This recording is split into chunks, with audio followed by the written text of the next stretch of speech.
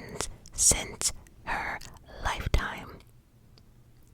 For some, Mary was saintly and just misunderstood, virtually bonded to nearly 19 years of wrongful imprisonment by her jealous and calculating royal cousin, Queen Elizabeth of England.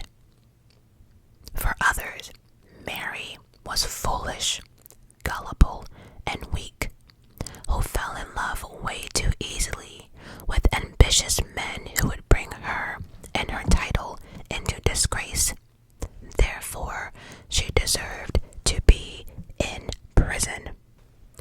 What was undeniable, though, was her beauty, courage, and the fact that she had more than one line of legitimate royal blood in her veins made her a bad bitch, in my opinion, but also a real challenge to the English throne. This is the story of Mary, Queen of Scotland. So, I just want to mention that this video here was probably my most challenging video of them all, due to the fact that there was so much information that I had to pack into one video. There's a lot on Queen Mary of Scots, a lot, but this might also be my proudest video. So before we get started though, please remember to hit that like button, because some of y'all are really doing me dirty and some of y'all don't want me to win. I'm convinced, because let me explain. Queen Mary of England's video is at 11,000, and there is only 653 likes.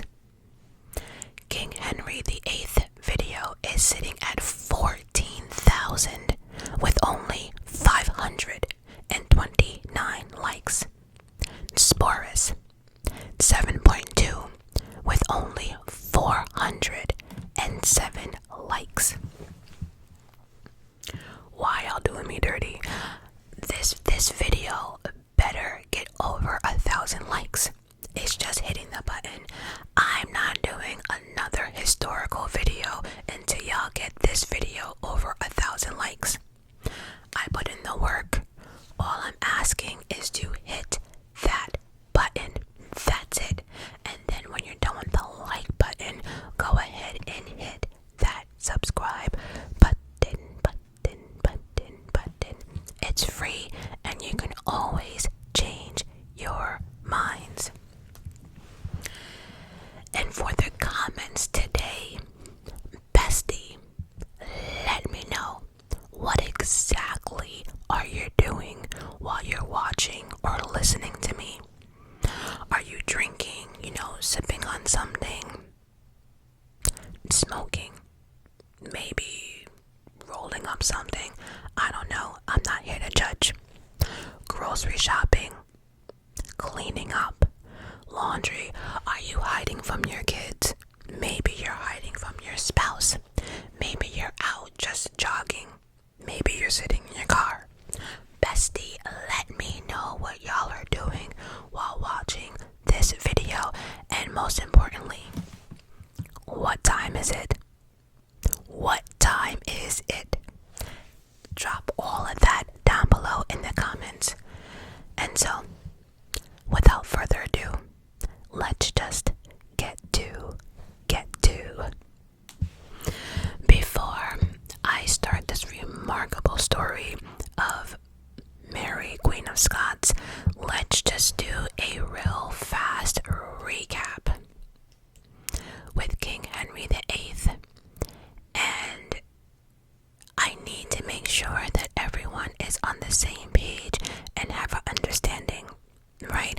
Because King Henry VIII seems to be involved with everything. I know.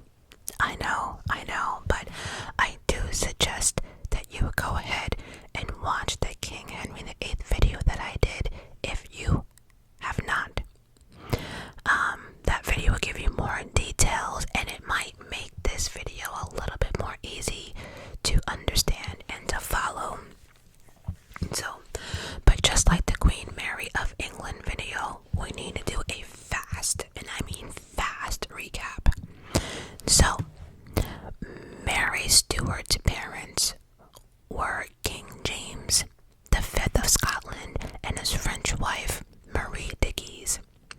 At this time, neighboring England was ruled by King Henry VIII, who was a Tudor.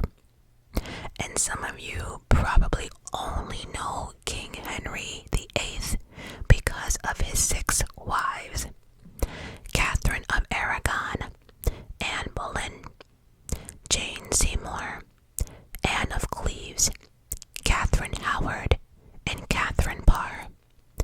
And if you want to remember what happened to them, there is a little rhyme which goes: divorced, beheaded, dead. Nope, I lied. Divorced, beheaded, died. Divorced, beheaded, survived. Divorced, beheaded, died. Divorced, beheaded, survived. That's how it goes. Because of all his marital nonsense and his obsession with having a male heir to the throne, Henry was excommunicated by the Pope, and England broke away from the Catholic faith to become a Protestant nation. Despite his many wives, Henry struggled to produce a male heir, and his only legitimate son, Edward VI, only ruled for a short period of time. And then shit really got real, because Mary, Henry's daughter from his marriage to Catherine of Aragon, succeeded to the throne in the absence of any suitable males. Brought up as a devoted Catholic, Mary restored England's link with Rome, and her vicious persecutions of Protestants resulted in her earning the nickname Bloody Mary, Bloody Mary, Bloody Mary. We also did a video on her, and you can go check that out after this video. However, Queen Mary of England did not last long either, and was succeeded by Henry's daughter with Anne Boleyn, Queen Elizabeth, who also happened to be the cousin of Mary, Queen of Scots. As Henry had broken with Rome to marry Elizabeth's mother, the new queen was a Protestant, and when she came to power, she restored the Protestant Church of England. Those were some dangerous times, and many people lost their lives simply for being with the wrong faith, religion, all of it, and all because of these 2 queens, I should say. I know, it's a lot,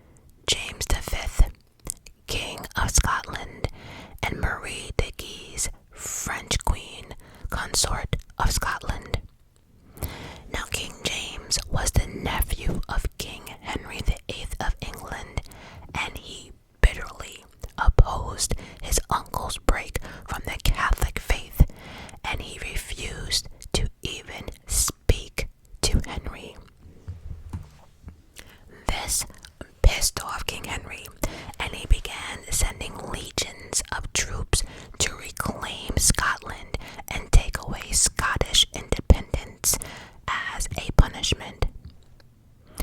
So that means there was little celebration at Mary's birth because a month before her arrival, King James had been defeated by the English in a disastrous battle of Solway Moss that left him broken, humiliated, and depressed. Now, King James was not present at the battle.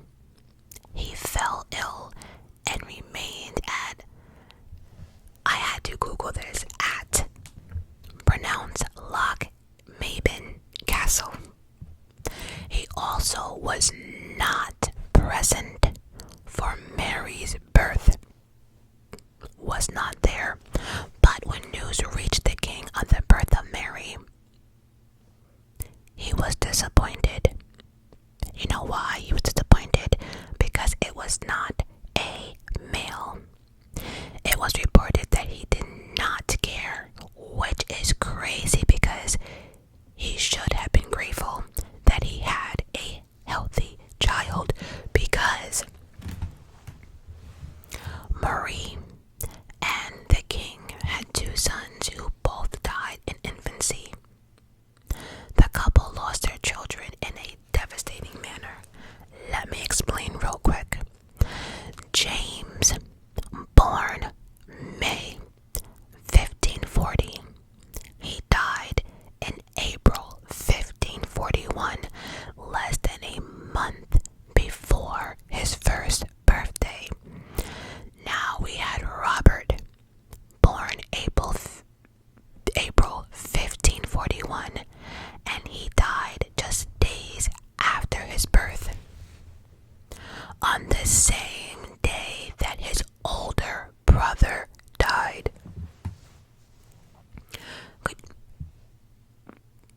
Both your sons died on the same day. Oh, one before his birthday and one just days.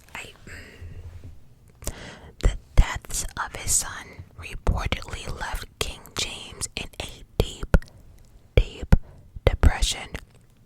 So clearly, the king had a lot to be depressed about.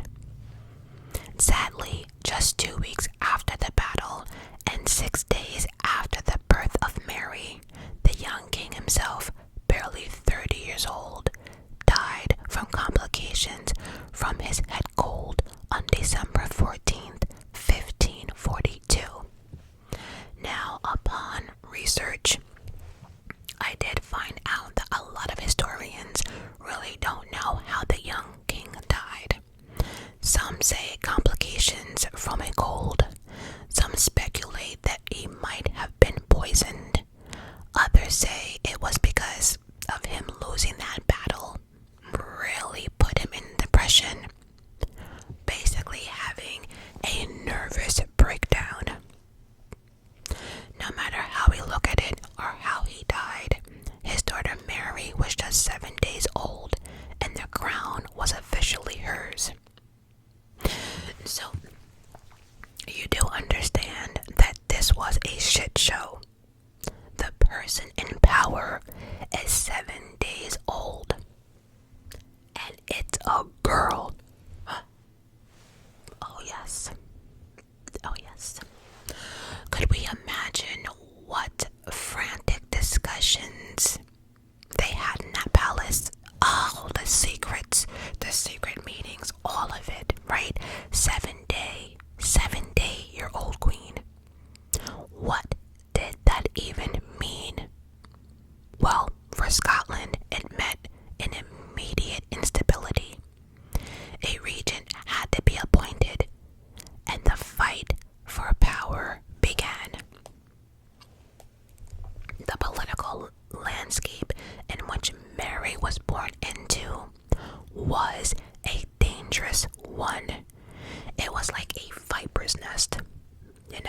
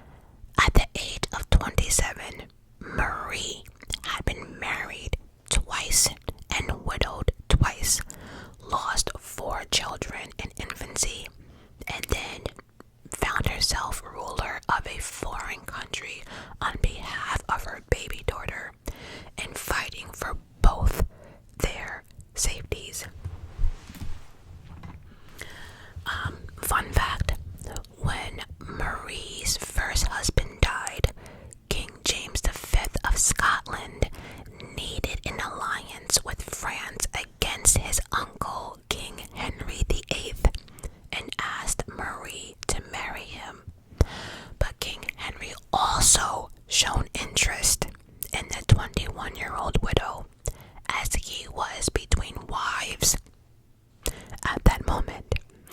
But the fact that Marie had given the Duke 2 healthy sons, Henry wanted that and craved that. We know Henry only thought about having a male heir to the throne. That's all that man wanted in life. I don't even think he wanted the power. Well, no, he wanted the power, but you get it. But in the end, Marie chose the Scottish throne and was crowned Queen of Scotland in 1540. Mary herself was just 9 months old when she was officially crowned Queen of Scots in the chapel royal, in Scotland's chapel called Royal at Stirling Castle on December 9th, 1543. That line was botched. Mary, Queen of Scots, was officially crowned in the chapel royal at Stirling Castle in Scotland on December 9th, 1543.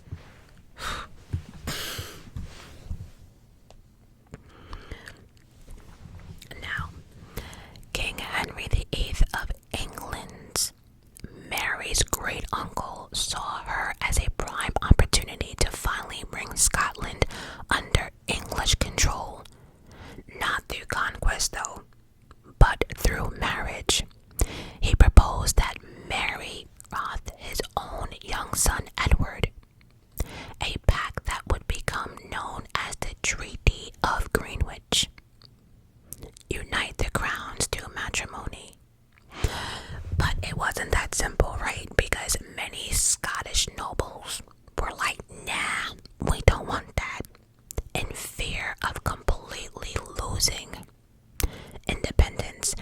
And that also means that people will be forced to convert to Protestantism of England. So yeah, they did not want that, like, at all. So the fact that Scottish did not want this, right? Scotland did not want this. This pissed off King Henry VIII. It's like, what you mean you're not on board with all of this? You better be on board. And so King Henry thought he would be able to bully and put fear into people to agreeing to this marriage. And this was called the rough wooing. The rough wooing. This was a series of brutal English military campaign aimed at forcing the Scots to agree to this marriage. Villages burnt down, lands were laid with waste, and the Scottish people endured immense suffering, all in the name of a marriage pact that seemed less like a union of love and more like a way to gain more power and control. Now, Marie de Guise understood the immediate mortal threat Mary faced from England. To keep her in Scotland was to leave her vulnerable. Basically, like, keeping her there would be like watching Game of Thrones, if you know what I mean. Help came from France in a form of a marriage proposal from the king himself, King Henry II of France, requesting Mary's hand for his newborn son, Dauphin Francois. And now, Francois is the French way of saying his name, but I think we all know it as Francis, especially those who had watched Reign, the TV show. So King Henry requested Mary's hand for his newborn son, Francis. And by the way, Dauphin is a term used in the French as an heir to the French throne.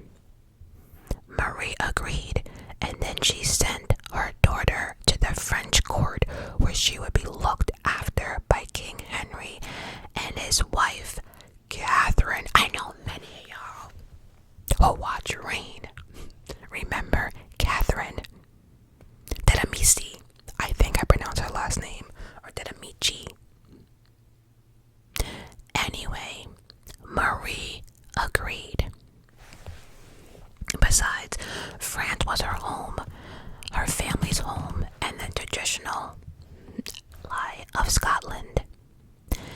It was a strategic retreat and a desperate gamble for the child's queen's safety and for the constitution of the Franco-Scottish alliance. And so, in August 1548, she was a little over 5 years old. Mary, who knew nothing about the Scottish air at all, got on that ship and was headed to France. Real quickly, I've always discussed how I feel as if back in this time, the air outside smelled like death. You can never change my mind on that one, like at all. However, we've never really spoken about travel. Travel back then sucked balls, right? Think about it. Horse and carriage. You're on these rocky roads with stones and shit like that. You have people like Robin Hood in the woods ready to capture you and all types of nonsense. And you're in that carriage that, let me remind people, did not have an AC button, nor did they have a heat button, right? So just shitty all around. But then on the flip side, the sea. Traveling by boat, ship, any of that stuff sucked. And let me remind everyone listening or watching that boats and ships did not function or look like how they look like today. You know what I'm saying? And so boats back then, you really felt every, between the vomiting, people being seasick, the smell of fish, and no matter which way you did it, right? Whether it was by boat or by horse, it took you like 200 years to get to where you need to get to, right? This shit is crazy. Like mail, it took mail like 2 weeks to get to where you need to get to. Oh, just when the travel sucked. Yeah. Anyways, a small fleet of ships vulnerable on the open sea, carrying the hopes and fears of an entire nation. This was a very, very dangerous voyage, not only because they had to deal with the treacherous water of the North Sea, but also trying to avoid English warships that had full intent on capturing, kidnapping Mary. It was a narrow escape, a testament to the desperate measures taken to secure her safety and survival. Now, the English, or England, was pissed by her illusion and continued their rough wooing. And it got worse. Mary was already a prize, symbol, target, and she did not even understand the weight of her crown.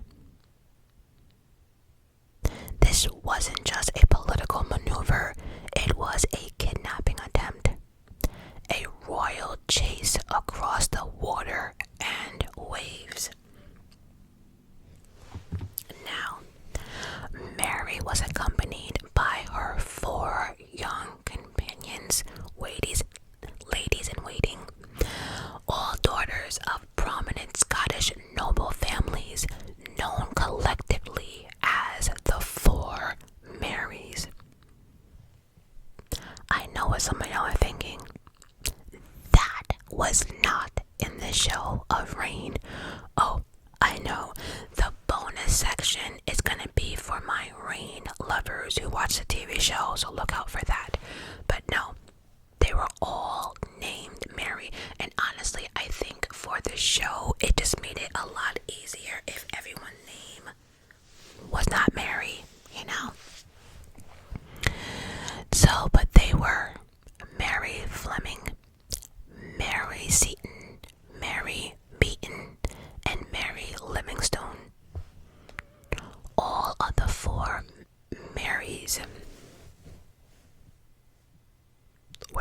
daughters of Scottish noblemen. I think I said that already. Anyway, they would remain with Mary for her entire life. From childhood, from her marriages to arrest to her imprisonment. Sad. When Mary first met Francis, he was 4 and she was 5. By all accounts, Mary was a delightful child, graceful, pretty, and intelligent. Mary was educated in the traditional manner of a princess. She was taught how to speak several different languages, including Scots, French, Latin, Spanish, Italian, and Greek. Now, again, I know some of y'all looking at me like, wait, what? Yes, I know you guys watch Rain, and Rain was in English, but yeah, no, she did not speak English very well, or at first, not at all, until she was imprisoned in England between 1568 and 1587. So during her 19 years of being imprisoned, she learned how to speak English. But she corresponded with her cousin in Scottish and French. Those were her 2 prominent languages. She learned how to sing, dance, and how to play musical instruments. The French people took their hearts, and the king himself, no less, described her as the most perfect child he has ever seen. I really hope his kids did not hear that shit. King Henry, a man of considerable ambition and a deep into the Catholic faith, saw Mary not merely as an ally for Scotland, but as a potential pawn in his grander design for European dominance. Oh, King Henry wanted all of it. Oh, King Henry wanted to be the only ruler ever. Literally.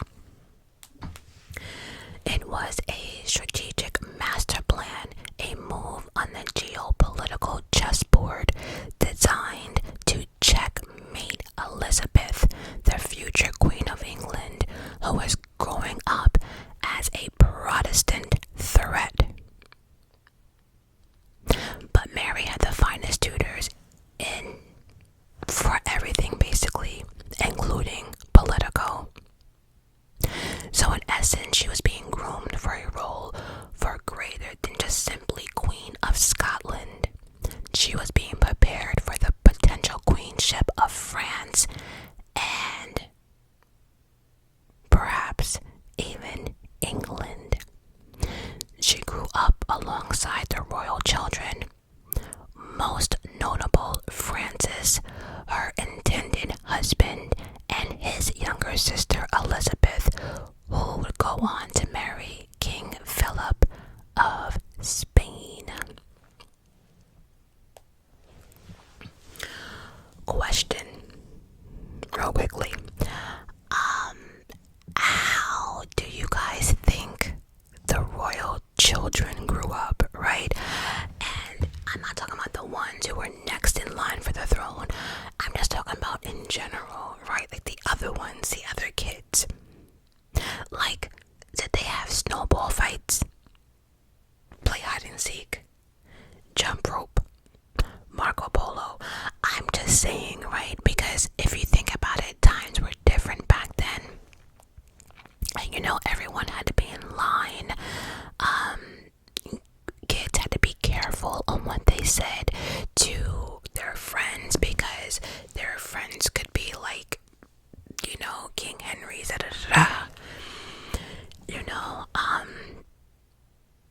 and then especially the girls, you couldn't be caught doing this or being with another man or kissing or anything. And then on top of that, everyone was always watched, carefully. I just wonder if any royal kids had any type of fun. Did they laugh? Probably not.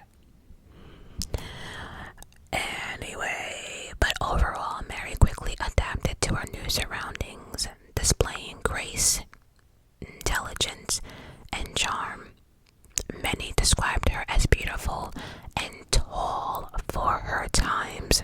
She had beautiful auburn hair and captivating eyes. But forget the whole physical appearance part of it. She had a beautiful personality, funny, compassionate, and eager to learn. She also developed a keen interest in hunting and riding. Beneath all of that, though, there was still danger brewing for Mary. Many powerful and political people saw Mary as their key to unlocking even greater influence both in France and across Europe. Then we had the religious part of it. Many wanted to use Mary as a religious figurehead for their religious and political aims. Mary's health in her younger years was definitely a recurring concern. She contracted smallpox at one point, a terrifying and often fatal disease in the 16th century, though she miraculously recovered and largely unscathed.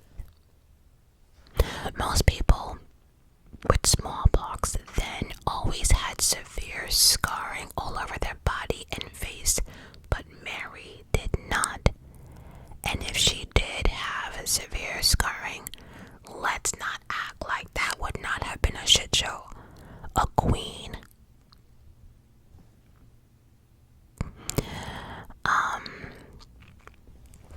And so, as Mary matured, so did her relationship with Francis. He was a frail,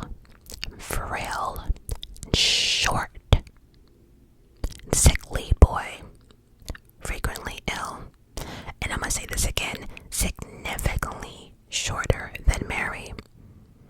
Their union, however, was more of a political contract than a love match. But through many historians, from what I read, it has suggested that there was a degree of affection growing between them. Remember, they grew up with kids, and as they got older, but everything was for political. There was no love here at all. In the beginning, I should actually say.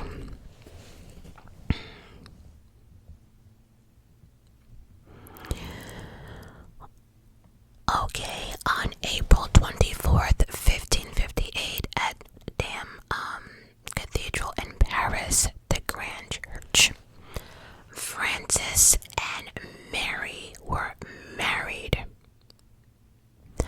No need to really go into the wedding, but it was beautiful and festive.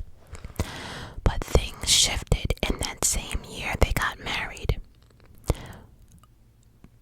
Mary Tudor, Queen of England, died that same year. Mary, Queen of Scots, became, in the eyes of many Catholics, the rightful Queen of England. This was because they considered Elizabeth's, Henry VIII's daughter by Anne Boleyn, illegitimate. And so the moment that King Henry divorced Catherine and married someone else to have this heir, nobody looked at anything after that. Nobody was considered a queen or legitimate or nothing like that.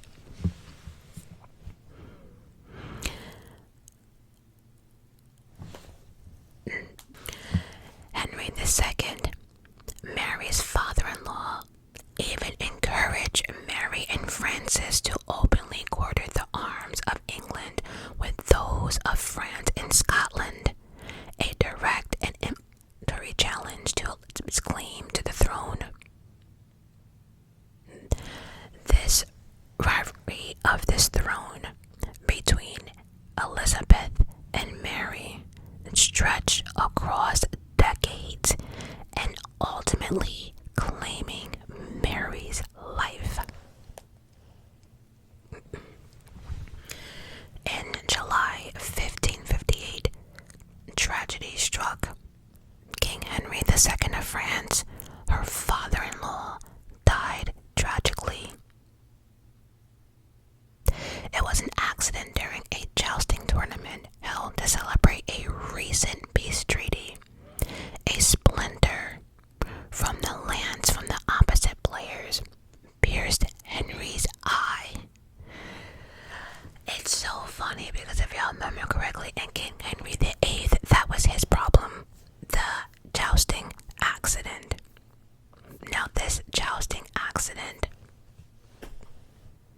I can't. The wound was horrific. A jagged piece of wood, largely deeply in his head, right? So think of his eye, it went right into his eye. Basically in his eye, into his head. Despite the efforts from the royal physicians, and we already spoke about how medicine is not like it is today. They didn't have x-ray machines or antibiotics or none of that stuff. But the doctors did try everything, and after 11 days of agony, he died on July 10th, 1559. At just 15 years old, frail Francis II became King of France, and Mary at 16 became Queen Consort. Mary was Queen of 2 kingdoms and claimed the third, England. For a brief moment, though, her power was undeniable and untouchable. Sadly, Francis was just too sickly for this world. He had always been delicate and plagued by various health issues. His reign was and would tragically be cut short. Francis' health was deteriorating rapidly. He suffered from chronic headaches, ear infections, and in general, just very, very frail. Doctors tried every remedy imaginable, from bleeding him to applying whatever they could apply, but nothing worked. Francis died in December 1560. He died from what likely was an ear infection or an abscess in his brain. He was just 16 years old. Mary, who was Queen of France for less than 2 years, found herself a widow at the age of 18. Now Francis' mother, Catherine, now became regent for her younger son, the new King Charles. Mary was no longer queen consort. With Catherine, the head of everything, Mary was no longer the favorite daughter-in-law, but a potential rival. She wasn't wanted, and she knew it. Mary's options were limited. She could remain in France with the title Queen, which held no real power, and then she would have to live in the shadow of her mother-in-law, Catherine, or she could return to Scotland, the land of her birth, the kingdom she had left as an infant. The crown was rightfully hers. Now remember, she had been gone from Scotland for a while, and since then Scotland had went through some pretty big transformations. The Protestant Reformation, led by John Knox, has swept across the nation, converting a significant portion of Scotland. There was another problem. Because, like, Mr. Knox was out there preaching his hatred against the Catholic Church and his hatred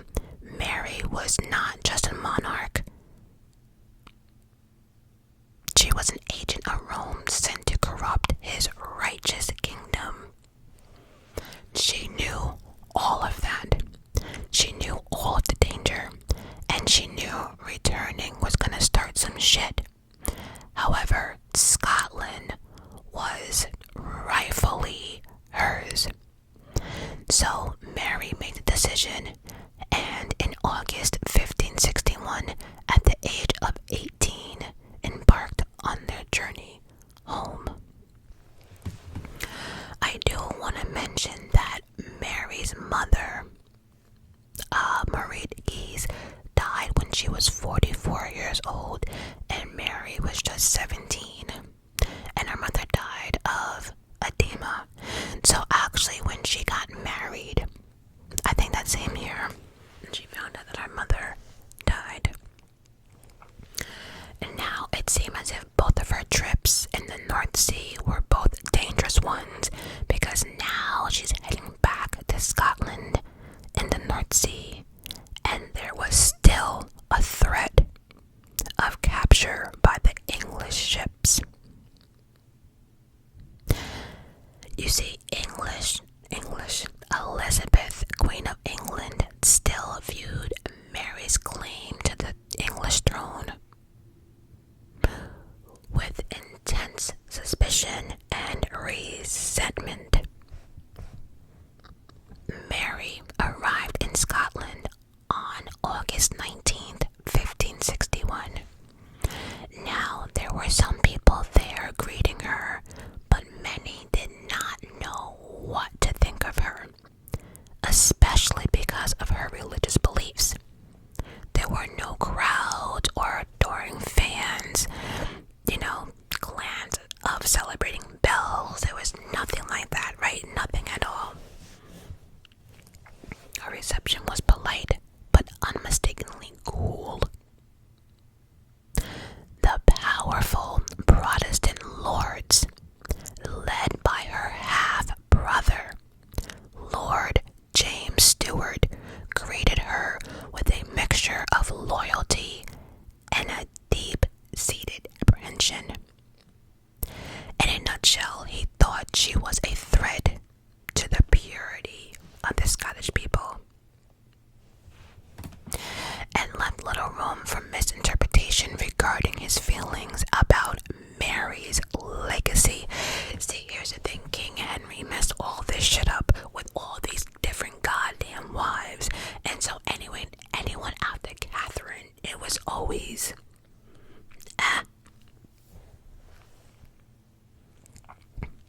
So yeah, her half-brother James Stuart, to summarize it, was not really a fan of her. But our girl Mary was no fool at all. Despite her youth and foreign upbringing, she possessed a political mind and a surprising resilience. She knew the fears and concerns and understood them very well. Her initial strategy was one of compromise. She declared that she would not seek to impose Catholicism on her Protestant subjects, but merely wished to practice her own faith privately. You do what you want, I will do what I want. Simple, right? This gave her time to win over the Protestants and give her some time to consolidate her authority. She basically had to figure out what was going on, who she can trust, things like that. And don't get it twisted, her 4 Marys came with her. She also relied heavily on her half-brother, appointing him as her chief advisor. Recognizing his influence among the Protestant lords and hoping to close that bridge between her Catholic faith and the Reformed conviction. Now, to this day, right, historians always question Lord James. Was he, because we say that Mary was not stupid, right? But then she appointed him her chief advisor, right? But then it's like, was she smart enough to understand that she needed him on this side? But was he ever Team Mary?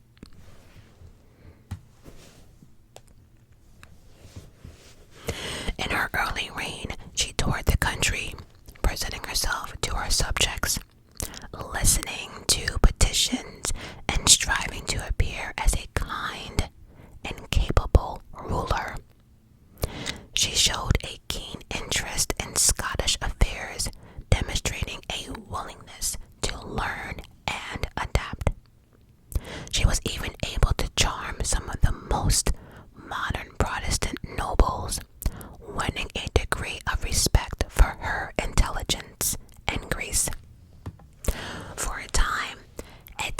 as if she might actually succeed in Scotland, finding a way to rule a Protestant nation as a Catholic queen.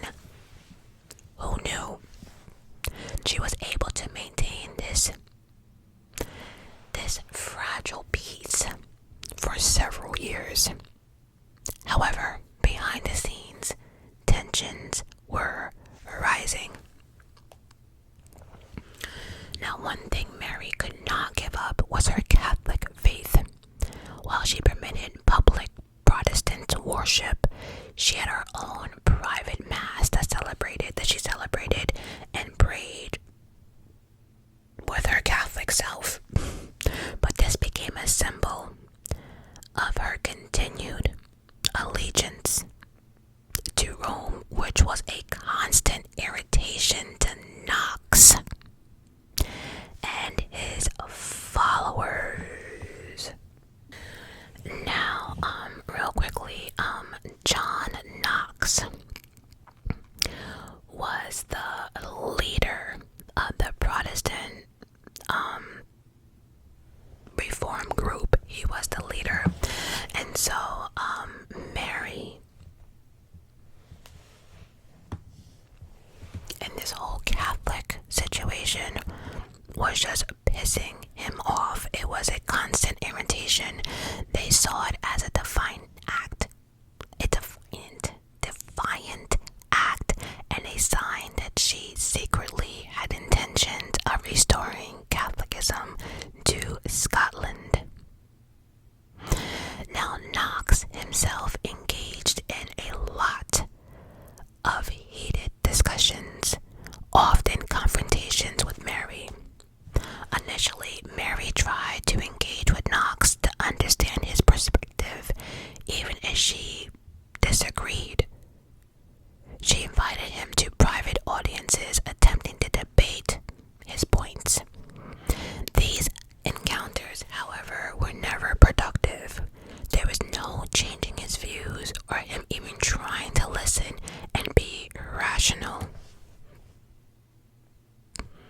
Oh, one person doesn't want to listen to the other. Knox was 1,000% convinced that his views were right, and that's that. This shit sounds so familiar. Knox was unruly, convinced of his divine mission as well, and Mary was equally convinced of her divine right to rule and her unwavering faith. Mary's counsel was remarkable, successful in restoring a degree of order to the kingdom, effectively suppressing every rebellion led by the Earl of Huntley in 1562.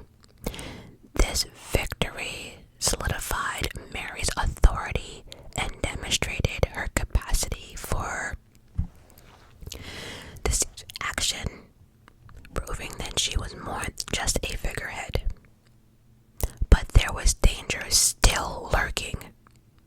There were numerous assassination plots, both real and imagined, during these early years. And I say imagined because there were so many rumors, it made everyone paranoid that, yeah, there were some assassination plots, but a lot of it was just hearsay. A lot of it was just people just being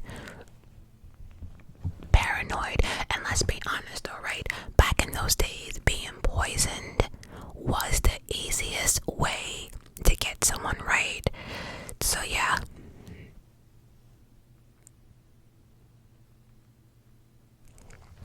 Extreme Protestants saw her as a threat, and so she was constantly under threat. Yeah, just a shit show. The question of her marriage remained a constant knowing concern.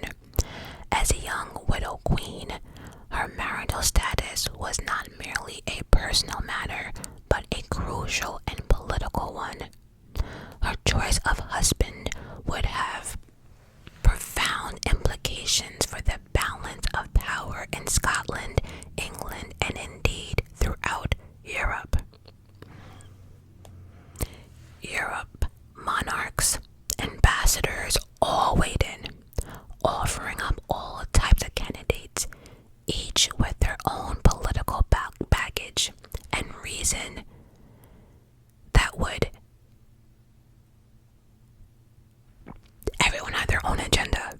exactly, right?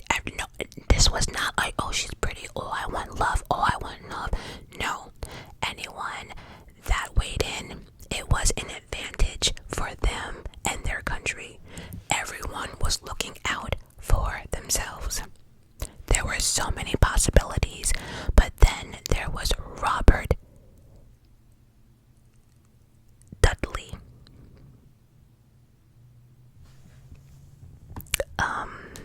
Yes, I had to see who was Earl of though, but Earl of Leicester, a favorite of Queen Elizabeth of England, whom Elizabeth kind of like pushed forward, like, yeah, let's push him to the front of the line, right? Perhaps as a way to keep Mary under her thumb, or perhaps to prevent her from making a more dangerous match. So again, everyone had their own agenda. But so did Mary. So did Mary. She was swayed by a specific, compelling candidate who arrived in Scotland in early Why do I have 19 here? No, it's not 1965. It's 1565. I'm tripping. I actually typed 1965. Anyway, oh yeah, so Mary was swayed by a handsome dude. And you know who this dude was? Because I'm just not gonna let this go. I am not.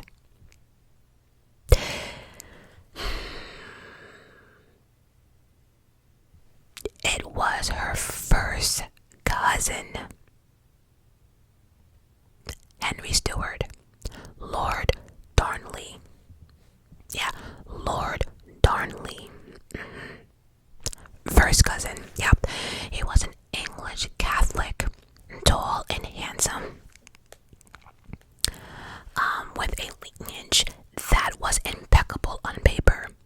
He shared Mary's grandmother, Margaret Tudor, making him not only a strong claim to the throne, second only to Mary herself.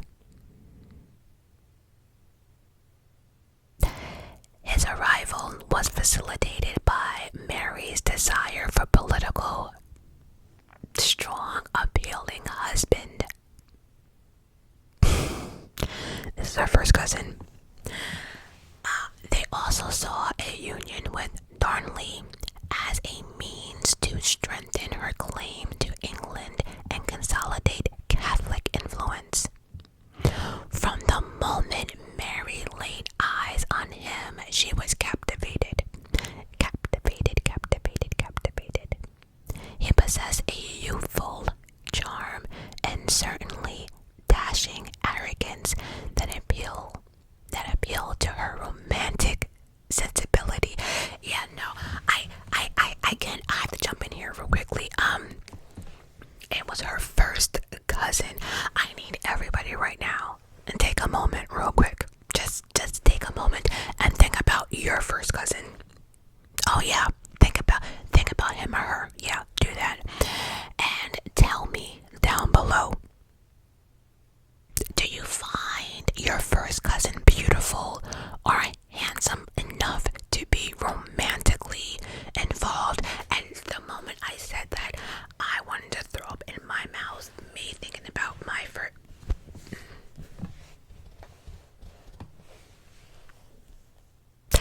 Like, I get it. I know this is what they did. And back in the day, you know, to keep the legacy going and the throne. Yeah. But nobody finds it shit weird. And then people wonder why we had so many fucked up royal children running around the palace like a Joffrey from Game of Thrones. Need I say more? Anyways, Mary was 22 and he was 19 years old. And the initial chemistry seemed undeniable. You know what? I can't get it out of my mind. I can't. They're first cousins.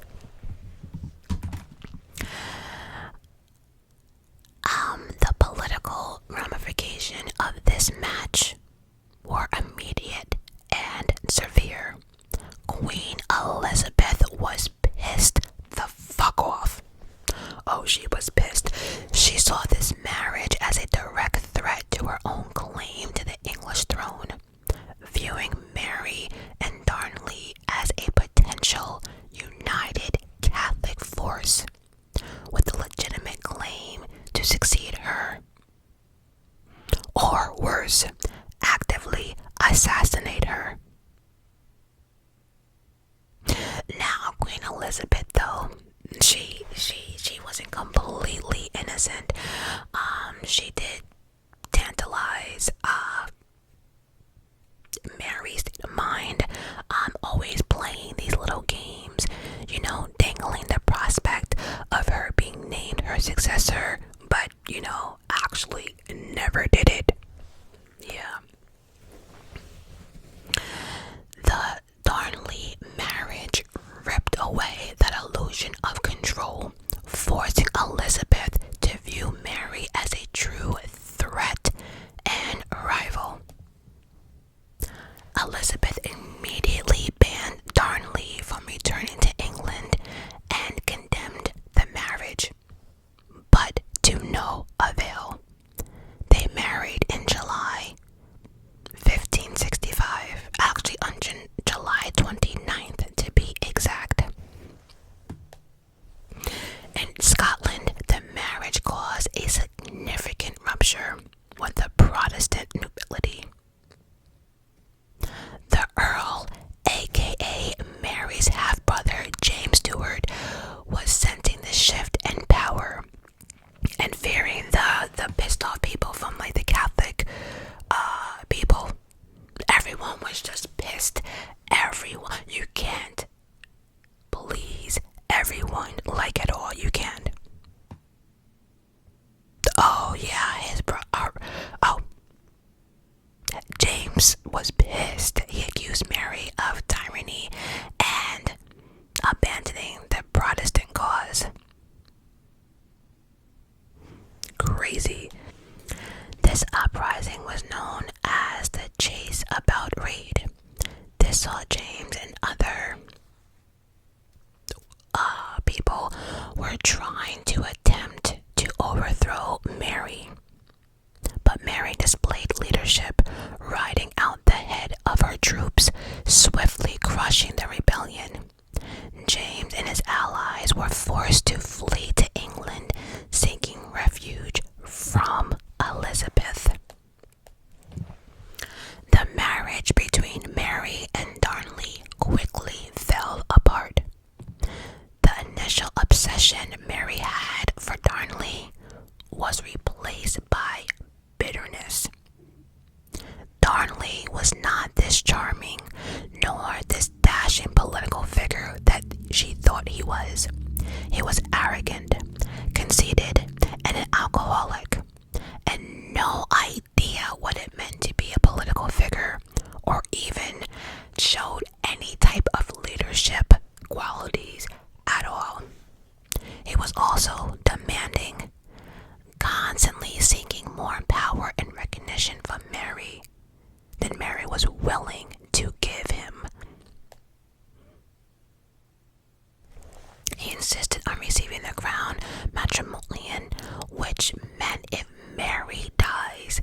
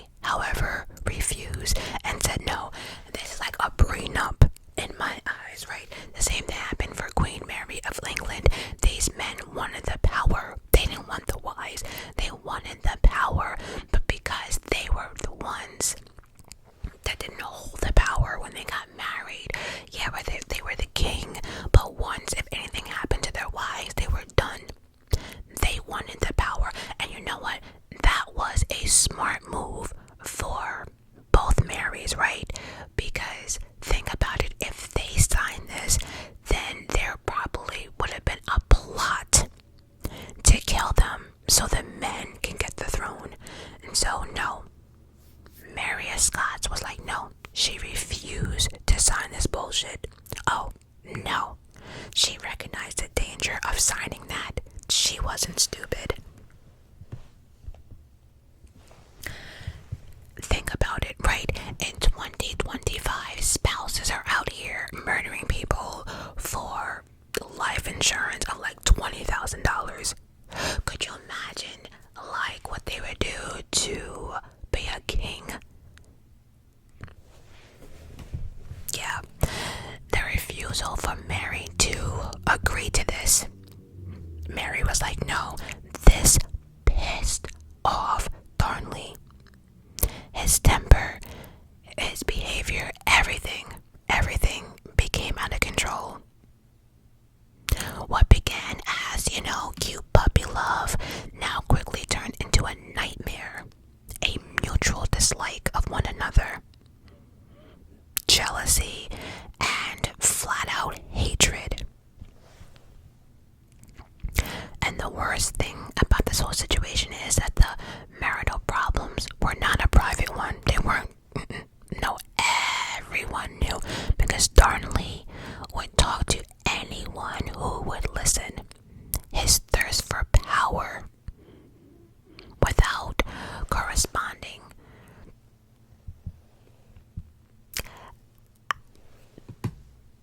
You ever met somebody that wants all of this power but like can't read?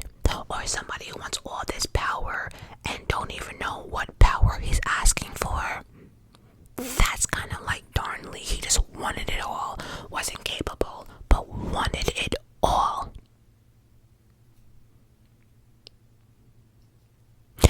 And then he was out here telling people, he wanted it. He was out here being disrespectful towards his queen.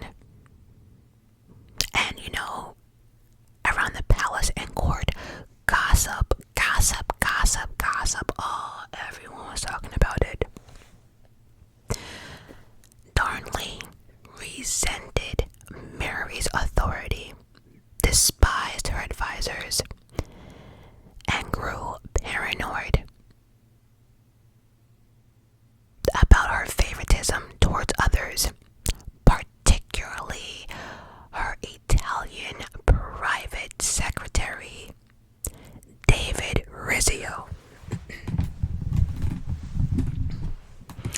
Now, David Rizzio was a musician who had risen from a humble position in Mary's household to become her trusted secretary. Found himself caught in the crosshairs of Darnley's simmering rage and paranoia. David Rizzio was a cultured and intelligent man, fluent in several languages, and had a keen understanding of European politics. He became indispensable for Mary, managing her correspondence, advising her in different affairs, foreign affairs, and providing her with intellectual companionship. He was essentially her chief of staff. As David's influence grew, this meant that he had the Queen's ear, and Darnley despised David Rizzio for it.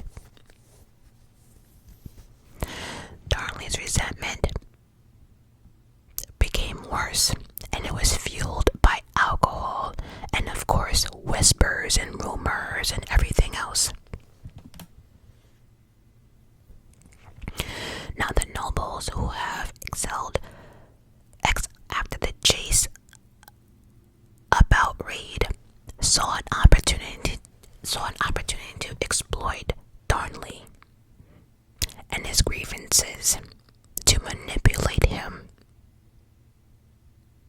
It's like playing on someone's emotions. Like, look, his luck was down. The nobles of the chase about Reed saw this opportunity. It's like, okay, he's down. He's weak. We can actually do this. We can do this. And so they convinced him that David was Mary's lover. An accusation that was likely unfounded, but served its purpose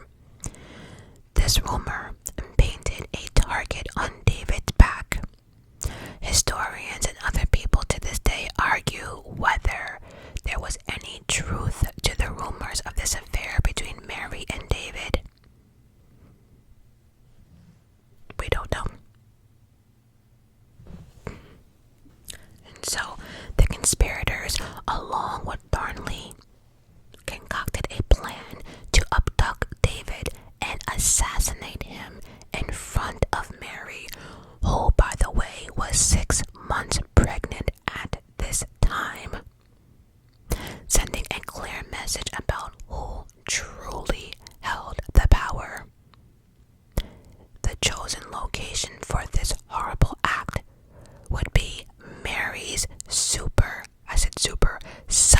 chamber. You know, the place where she had dinner.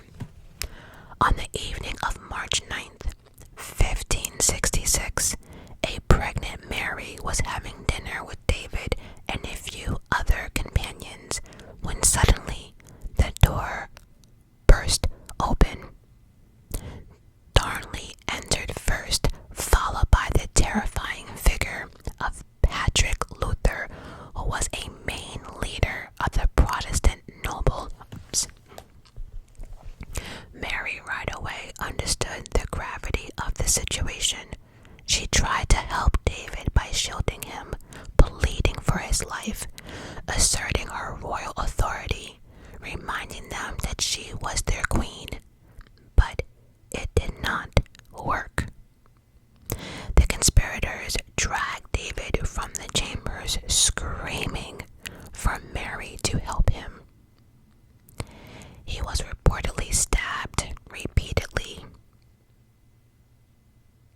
as he struggled. So as they were pulling him out of the chamber, he was trying to fight with them, and as he was fighting with them, they were like stabbing him. In total, it is reported that he was stabbed up to at least 56 times. The body was left in a pool of his own blood at the top of the main staircase.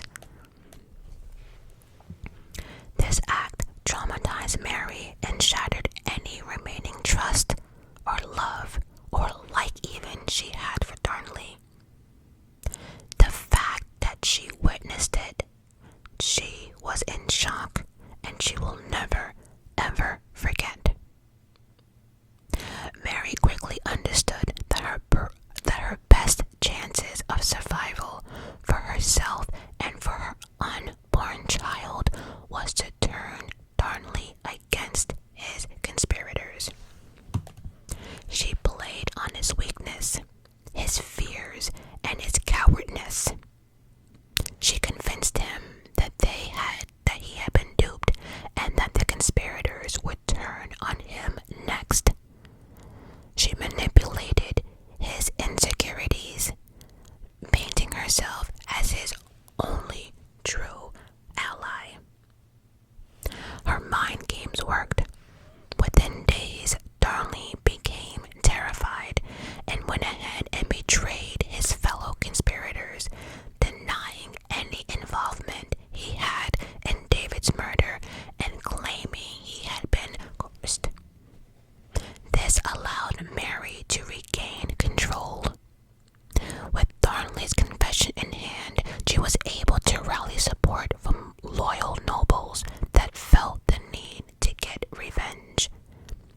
Everyone who helped in carrying out this plan to murder David was branded as traitors.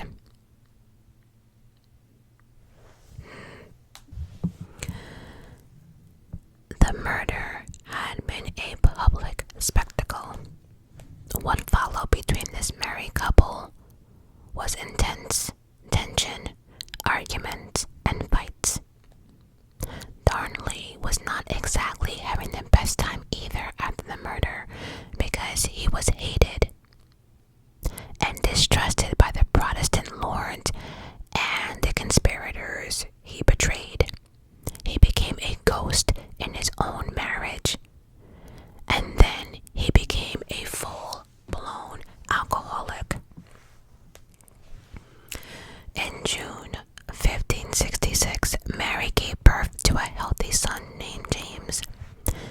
This was a moment of importance for stability of both the Scottish and English crown. For Scotland, it secured the succession. For England, it presented Elizabeth I with a clear, legitimate heir to her throne, should she choose to acknowledge it. But even after the birth of Mary's son, that could not fix the drama and hatred they had for one another.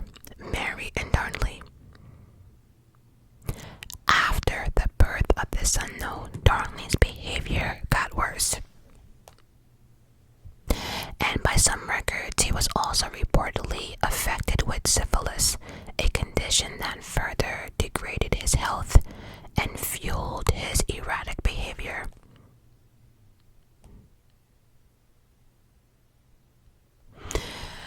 And so, it has also been known, right, that Darnley was known to wear a locket containing David's hair, basically like a trophy or something. But see, I don't know, this is why I wonder, was it a trophy for what he did, or was it a trophy from his actual lover, right? Because there are a lot of speculations about their relationship as well.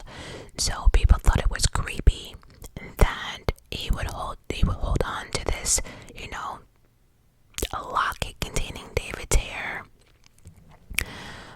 But it's also reported that he used to play with it in front of other people. Psychotic. I don't know.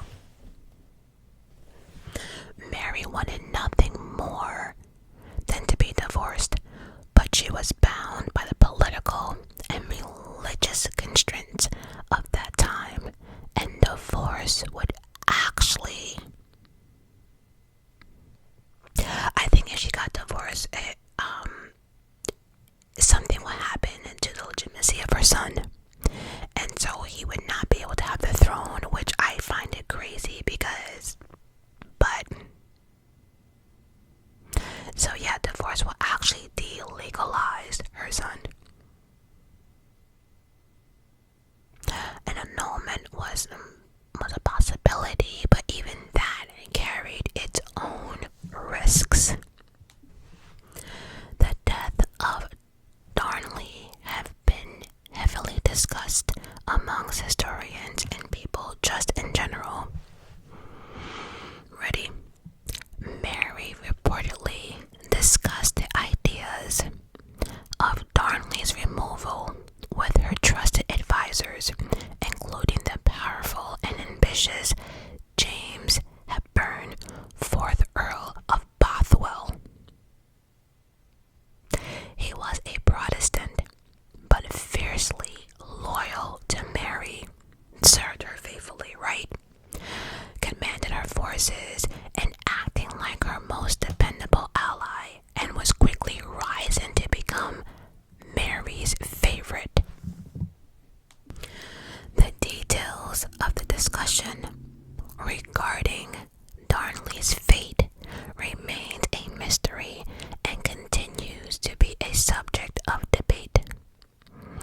So in January 1567, Darnley fell ill with what was officially diagnosed as smallpox or syphilis. He was recovering at his father's house in Glasgow when Mary visited him. Mary convinced him to return to Edinburgh, not to the actual palace, but to a smaller house known as Kirkfield. And it was just outside of the city walls. The house was rather isolated and in a vulnerable property. Mary visited him quite frequently, sometimes staying overnight, creating this facade that she now was this loving, wife, loving on her husband and wanting to take care of him and all that shit. Then on February 9th, 1567, Mary went to go visit Darnley at the small house, spending hours with him before leaving around 11 p.m. to attend a wedding celebration for one of her servants. A few hours later, in the early hours of February 10th, a massive explosion shook Edinburgh. The house at Kirkfield was destroyed, blown into pieces. The blast was heard from miles away. When everything settled, the body of Darnley and, the people who were in the house taking care of him were found. But what was interesting is that they were not found in the house, but was found in the orchard nearby. Darnley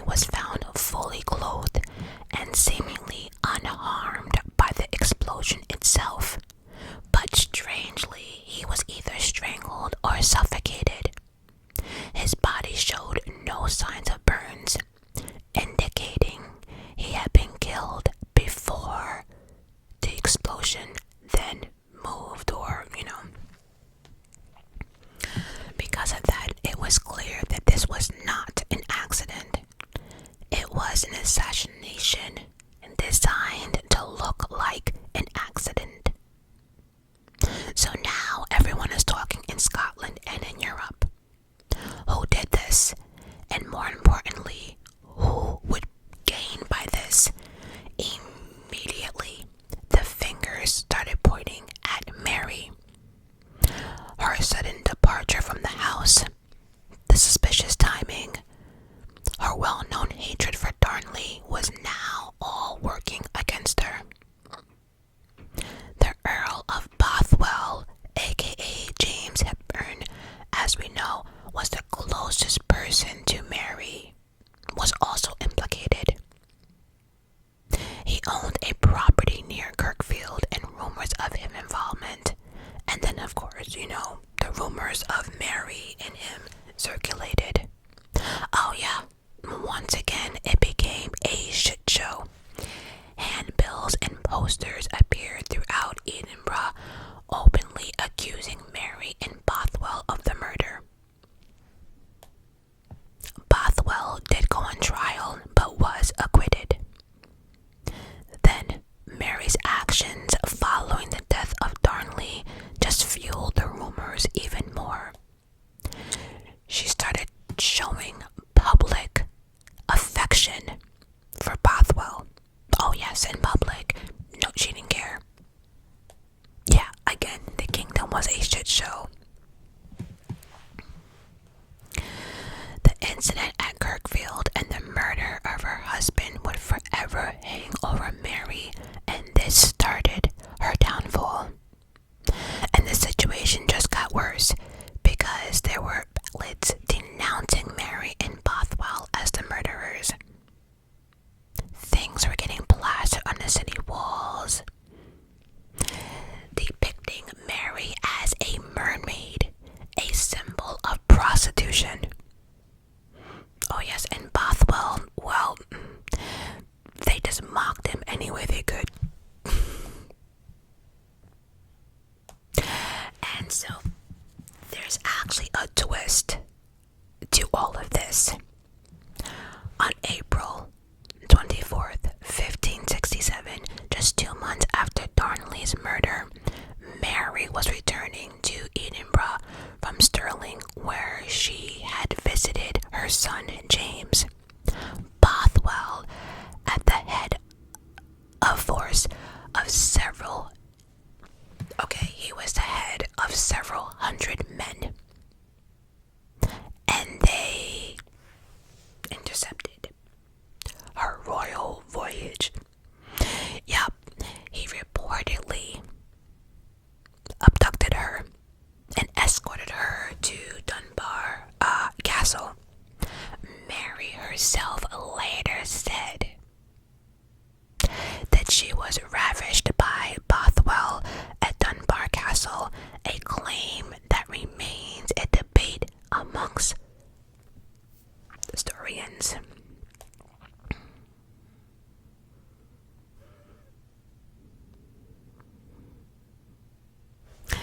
And then another question remained, right? Was this a genuine abduction and rape? Or was this a stage event to justify their marriage? Oh yeah, I did. Oh yes, oh yeah, they got married. So do you think Mary was forced? Or was this their plan all along? But what happened next seemed to confirm what many people were thinking. Bothwell divorced his wife on the grounds of incest due to his marriage with prohibited degree of kinship to his wife's sister's husband.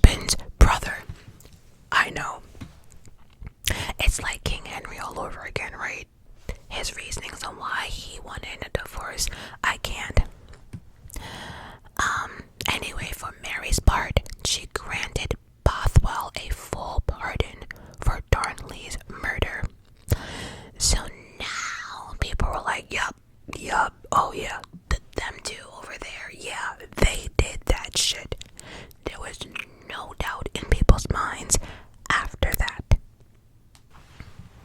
Like I said, they got married on May 15th, 1667, 3 months after Darnley's death. And this sent shockwaves across Europe. The choice of a Protestant ceremony for a Catholic queen was deeply offensive to many of her core supporters and further alienated the Pope. This marriage marked the point of no return from Mary's reign. So everyone was unhappy on what was going on, especially the Protestant lords. So they decided to form they were going to form a group known as the Confederate Lords. Their main purpose was to deliver the Queen from Bothwell and punish the murderers of the king. At this point, Mary and Bothwell found themselves increasingly isolated. Their support was crumbling, and majority of the Scottish population was listening to anything Knox and other preachers said. Many turned against their queens. The couple was forced to confront the Confederate lords. Yup, they did, at Carberry on June 15th, 1567. It was less of a battle and more of a standoff.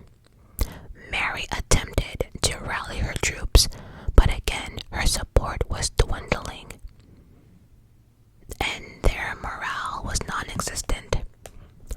Bothwell realized how severe the situation was. Whether he feared for Mary's life or his own, or maybe both, I don't know, but he offered to fight a single combat with any noble who would accuse him. But nobody stepped forward. Ultimately, Mary surrendered to the Confederate lords on the promise that Bothwell would be allowed to escape and that she would be treated with respect. The deal was made, and during their final goodbye, it was reported that Mary stretched out her hand as if to say goodbye, a gesture witnessed by many and interpreted as further proof of their undeniable bond or love that they had for one another.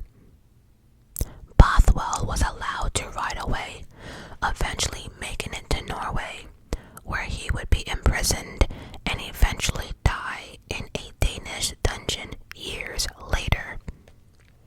Now Mary was not so lucky. Her captors reneged on their promises and paraded her through the streets of Edinburgh, subjecting her to public humiliation.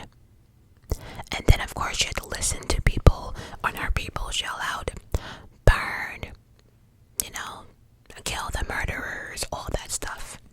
Nothing but public hate. Now, Mary surrendering was not the end of her ordeal. It was just the beginning. She was stripped of all of her royal authorities and subjected to the venomous fury of the people in the city.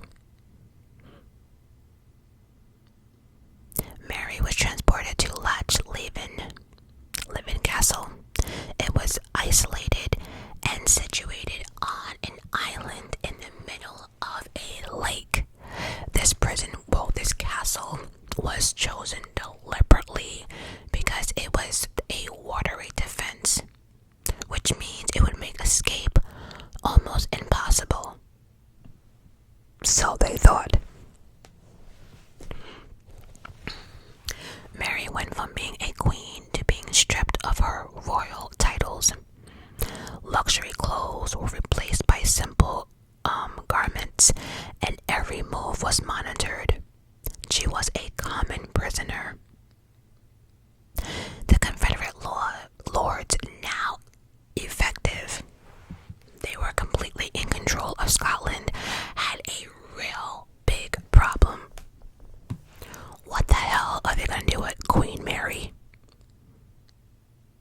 existence, even her being captive, is still presented a threat. While some argue for execution, many did not want to take that risk.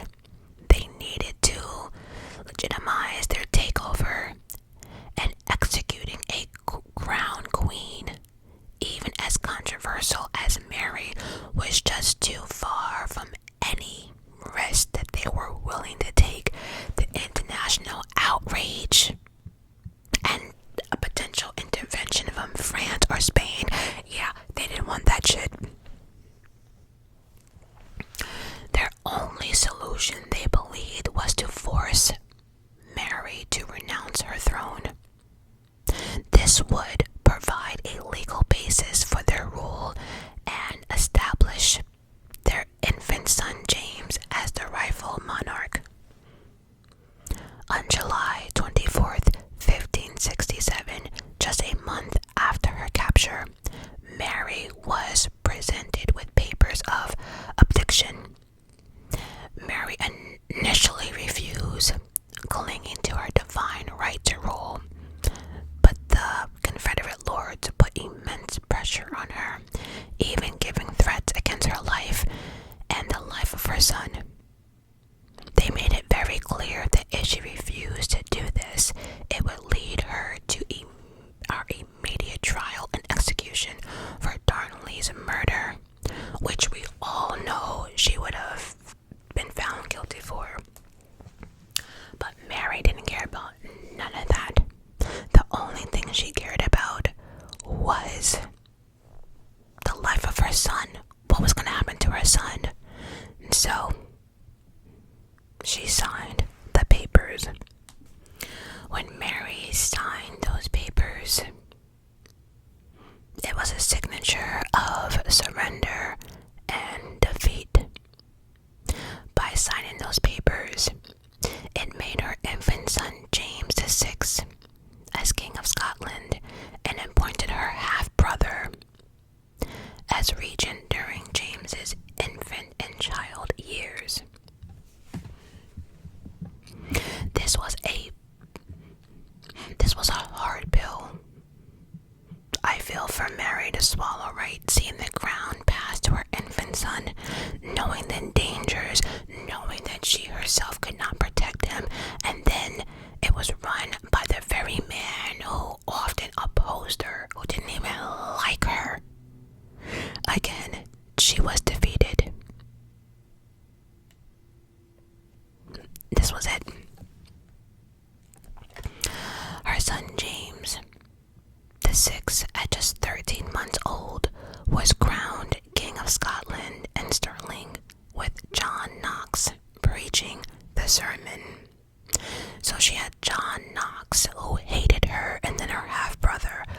What a shit show. Despite the situation, Mary maintained a queenly demeanor and began to plot her escape. She managed to establish communication with loyal supporters outside the castle walls, including the young George Douglas, brother of the castle owner, Sir William Douglas. Now, George adored Mary, and perhaps sensing an opportunity for glory or more became a key compliance in her desperate scheme. Here's a fun fact though, real quickly, I'm gonna sneak in here. During Mary's imprisonment, she endured a miscarriage of twins believed to be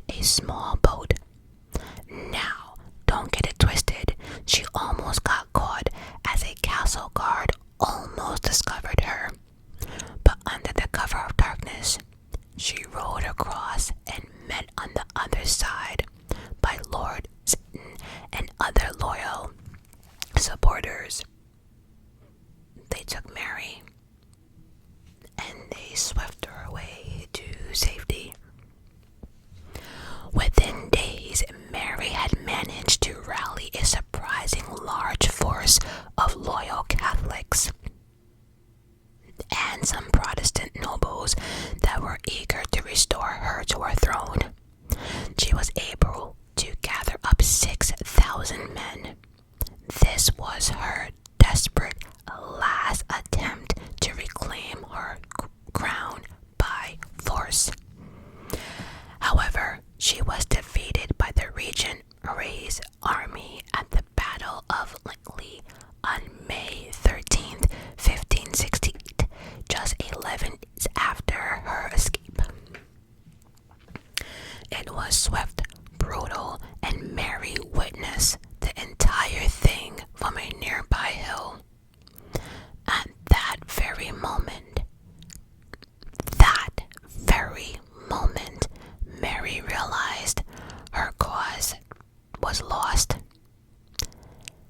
Everything was over.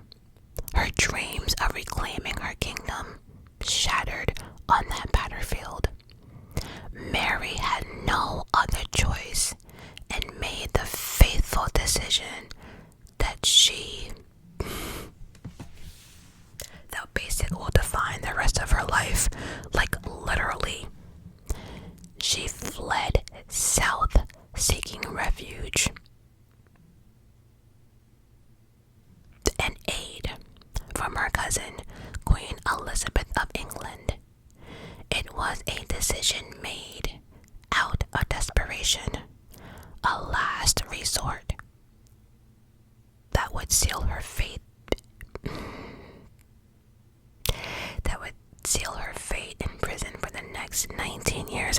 This next part of her story is extremely sad. May 19th, 1568, Mary arrived. She arrived at Workington and Cumberland.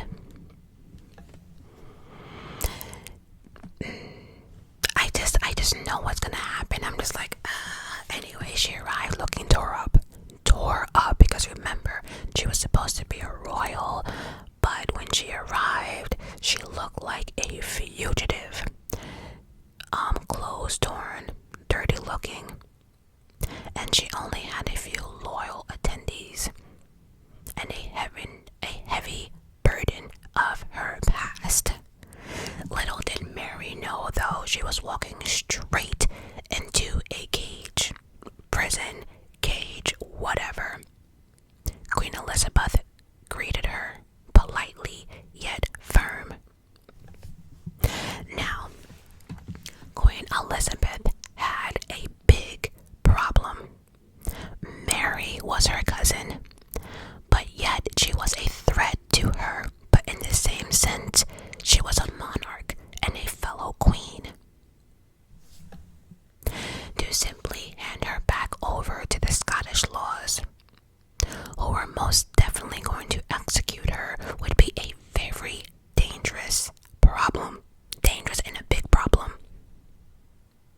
It would be a diplomatic nightmare, risking the wrath of Catholic powers like France and Spain, who still considered Mary their legitimate heir to the English throne.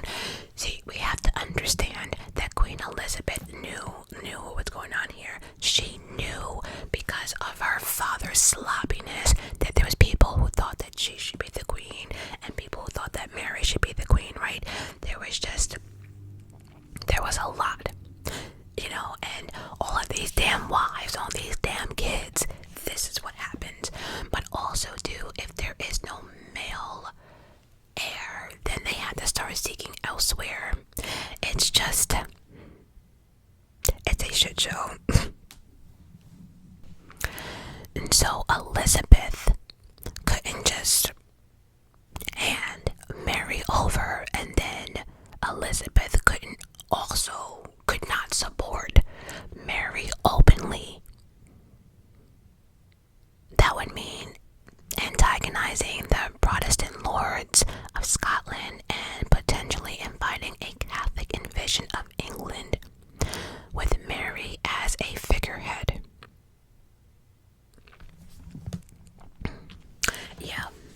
Elizabeth had problems and had some serious decision making to do. However, Elizabeth decided to do neither. Nope, she was not going to release Mary so she can be executed, and she wasn't going to condemn her either. Instead, she chose to hold Mary in protective custody under polite but firm house arrest. Official justification was that Mary, having fled her own kingdom, needed to be cleared of the accusations against her, especially the murder of Darnley, before Elizabeth could legitimately offer any type of assistance or to restore her. This led to a series of inquiries and commissions designed to investigate Mary's alleged part in Darnley's murder. But in reality, Elizabeth was just trying to keep Mary neutralized. Again, let me not say that to the end. It was a clear maneuver, buying time and maintaining a delicate balance of peace. The first inquiry took place in York and then Westminster, starting in October 1568. The Scottish regent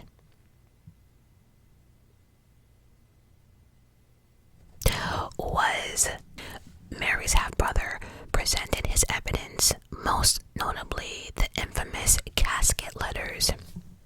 These were a collection of 8 letters and 12 sonnets, which are basically poems and rhymes and stuff like that. But these were all written by Mary. And these letters, if these letters were authentic, it provided damning proof of her passionate affair with Bothwell, and most importantly, implicate her in the murder of Darnley.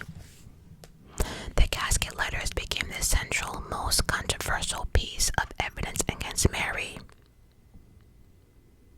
Now, them being authentic remains one of the most debated questions in Mary's history. Were these letters true? Did she write these poems? Was it her handwriting? Did she do it? Oh, Queen Mary of Scots had a lot of discussions, doesn't she? We have a lot of debates when it comes to her. Historians still argue, were the casket letters genuine? Partially or partly genuine, but maybe tampered with. Or outright just a forgery, right? Because let's just say the beginning 5 paragraphs were Mary. Someone could just add in something at the bottom, so were they partially true? I don't know. Mary, for her part, denied the charges and refused to formally participate in a trial, arguing that she is a queen. She cannot be judged by any earthly court list of all of her subjects. She can't. She's a queen. She's not gonna listen to y'all. She can't be on trial. She demanded to be allowed to confront her accuser in person and to defend herself properly. She also pointed out that any evidence presented by her enemies, particularly the casket letters, would have been produced under the distress or fabricated entirely. Her refusal to submit to the trial was a strategic move, preserving her royal dignity, but it also meant she never formally refused the allegations against her, allowing further suspicion to many. But in the end, nothing came of it. There was no verdict. Queen Elizabeth declared that nothing had been proven against Mary that would justify her immediate restoration, nor to have her executed. There was no she found no proof. Actually, it was the perfect outcome, allowing Elizabeth to maintain Mary's life captivity without publicly executing her or handing her back over to Scottish. Queen Elizabeth won that one. Mary, though, however, remained a prisoner, moved from one stately home to another, always under the watchful eye of Elizabeth's appointed custodian and guards. This was a gilded cage. Yes, luxury and stuff, but it was still a cage. She was still imprisoned. And she would stay that way for 19 years. 19 years. Someone who was once active found herself confined to these walls, and all her days were filled with embroidery, reading and writing letters, always subject to censorship, of course. She suffered from health issues, including chronic pain in her limbs, possibly from arthritis, but back then, who the hell knows, right? Now, people in Queen Elizabeth's council and the Queen herself always had a level of paranoia and fear that gripped the English court that Mary would escape. They also believed that Mary was constantly plotting. The guards and security that were responsible for Mary were incredibly strict. They had to be. Servants were interrogated, letters were intercepted, and every possible escape route was guarded. The fear was so intense that some even suggested she be quietly poisoned, a proposal that Queen Elizabeth rejected. Mary's imprisonment became a magnet for plots and conspiracies aimed at liberating her and placing her on the English throne. Catholic priests and agents from Spain and France secretly communicated with her that somehow came to the attention of Elizabeth's highly effective spy network led by the ruthless and brilliant Francis Walsingham.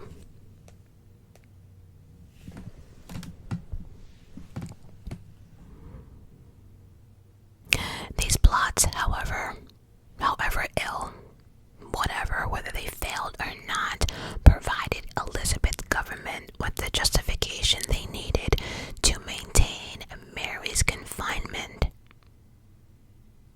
And then, of course, to gradually tighten her security. But despite being a prisoner, Mary remained a powerful symbol. Her very existence was a threat to Elizabeth and to Elizabeth's throne. And the Catholics, they were going insane. My famous line, it was a shit show. And poor Elizabeth, for her anxiety, was always thinking the worst. Mary was moved more frequently now between various houses, always under strict guardianship. The residence, although it was grand, it was still again a prison. Their gates were locked. Their staff and anyone guards were always questioned, and again she was under more surveillance. So let's just say the other house was 10, now she had 20, and so on and so forth. The intention was to keep Mary isolated and not in the same location for long, preventing her from communicating with her supporters.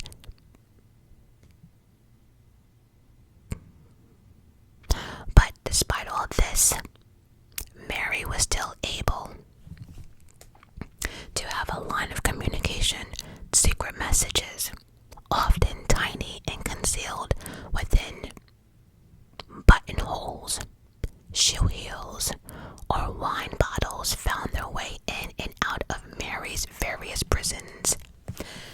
know the famous saying, when there's a will, there's a way. These exchanges fueled a succession of Catholic conspiracies, each one more desperate and ill-fated from the last. It was like the Catholics were they were patient, then they were getting more impatient, then it was just like, you know what?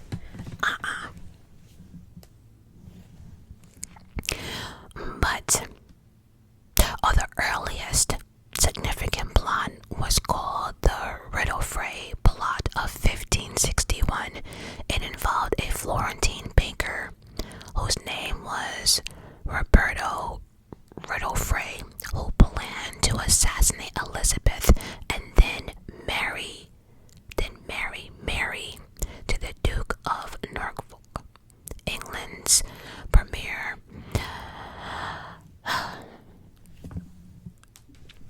bachelor, and put her on the English throne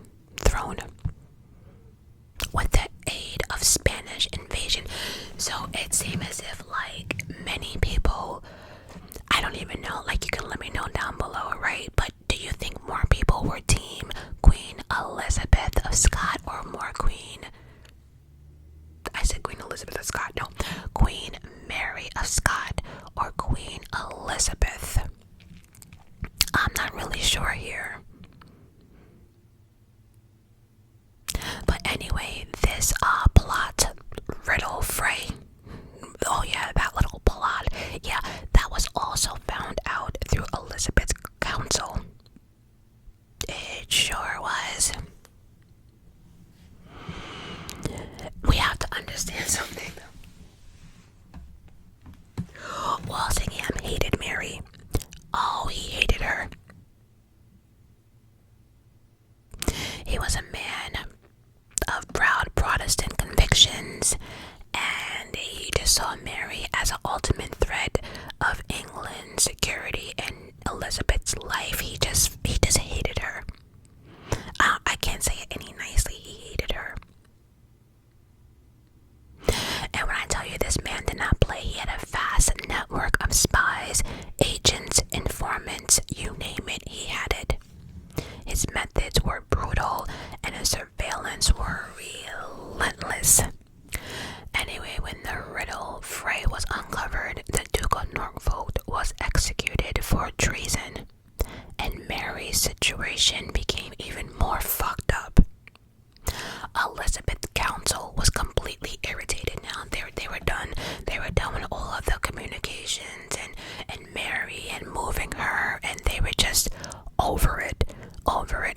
They were screaming to Elizabeth, "You have to execute Mary. We cannot do this."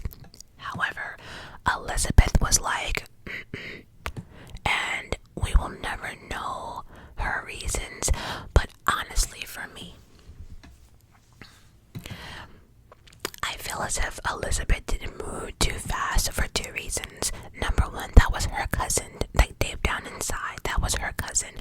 And number two, if anyone understood Mary's struggle in all of this, right, it would be Queen Elizabeth. Many people didn't want a female ruler. And because of the legitimacy and, King Henry and his messiness, all the wives and all these goddamn kids, and I think she knew. She understood everything that she was going through. She understood the power of the throne. I think she really just, I don't know, I think she just had a deep connection and understanding and just kind of felt bad, It wasn't easy for any female ruler at all. And honestly, to say if these two ever had beef, like real beef besides the throne, probably not, By the way, the two women, they never met. I don't care what we watch on Rain or what show, they never met. They did not.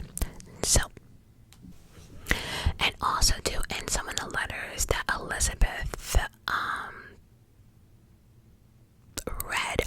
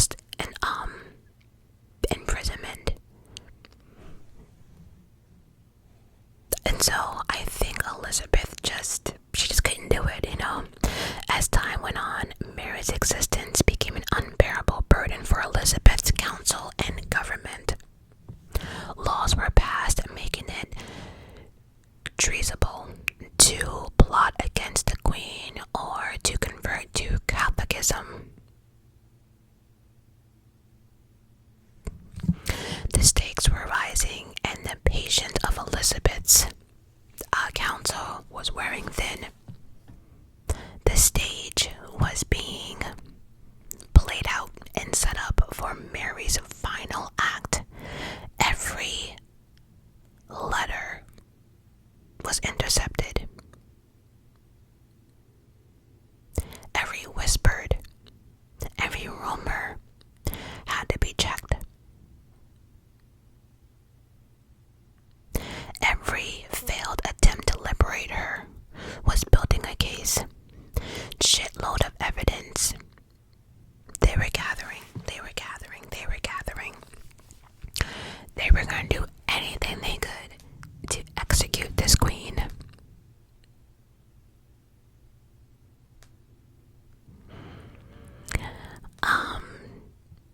And so they had a plan, and this is the final plan against Mary, Queen of Scots. The key to this plan was a young Catholic man by the name of Anthony Babington. He was young, naive, but admired Mary.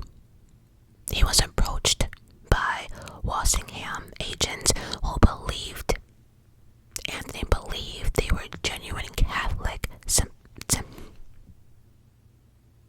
sympathizers, and convinced him to lead a daring plot. That plot was to assassinate Queen Elizabeth and trigger a Catholic uprising with England. And at the same time was going to felicitate a Spanish invasion. A design to place Mary at the front foot of all of it. Yep, they sure. A perfect storm waiting to happen.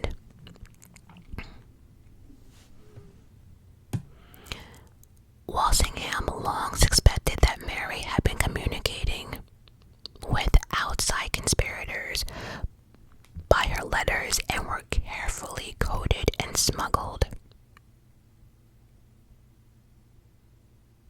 He arranged Mary's letters to be routed through a single trusted channel, a brewery who delivered beer to her current prison. Unknown to Mary, this brewer was a double agent working for Walsingham. The letters written in codes were intercepted, taken to Walsingham's chief holder, Thomas Phillips, who was supposed to be a genius and their decoder. Philip deciphered the letters, creating exact copies, then resealing them so that Mary and Babington would never suspect they have been read. This is some shit. The crucial letter arrived in July 1586. It was from Babington to Mary, outlining the entire plot, including the precise details of the assassination attempt on Elizabeth.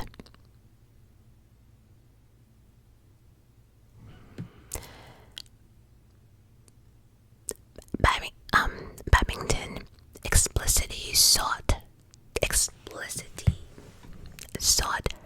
Mary's approval and blessings for the entire enterprise. I'm actually getting real tired of whispering right now. I can tell.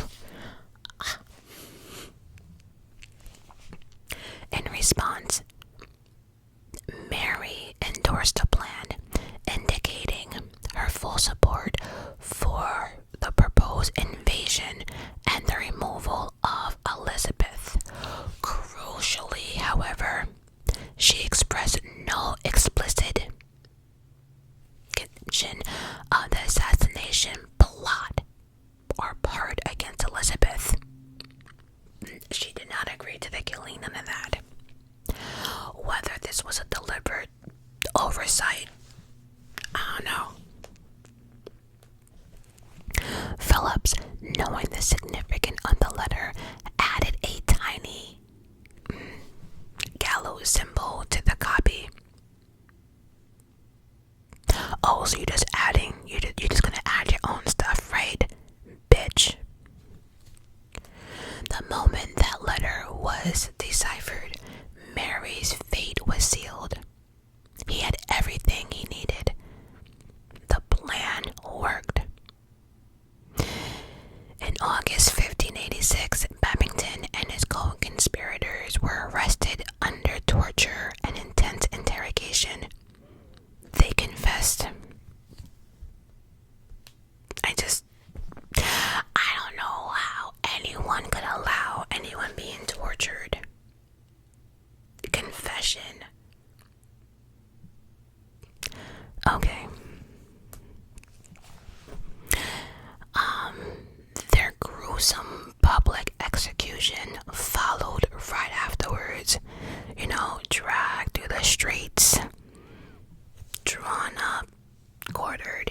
all of it. Mary was then moved from where she was to Fotheringhay Castle, a clear indication that her comfort, all of that niceness was completely over, and her fate was sealed. Her apartment were ransacked, her papers seized, and she was stripped of any remaining pretense of royalty. Mary tried to save herself by asserting her... I just feel so bad. She tried to assert her immunity as a sleeping queen, but they were all ignored. The trial was set. At this point, her fate was sealed. But this trial basically was designed to provide a public and legitimate basis for her execution. Mary was not allowed to have counsel. They left her by herself. She was left with, the defense team of Elizabeth and everyone that hated her. This was not a fair trial, as we all know. Mary also claimed that a lot of that stuff was forged. It wasn't her. Once again, her enemies are trying to kill her and all of the nonsense. And then she also explained that, yeah, she wrote some of those letters, but she never ever claimed that she wanted Elizabeth dead. Just sad. No matter what she did, how she did it, it did not matter. She was found guilty on October 29th and was sentenced to death. Now, Mary's execution did not immediately happen.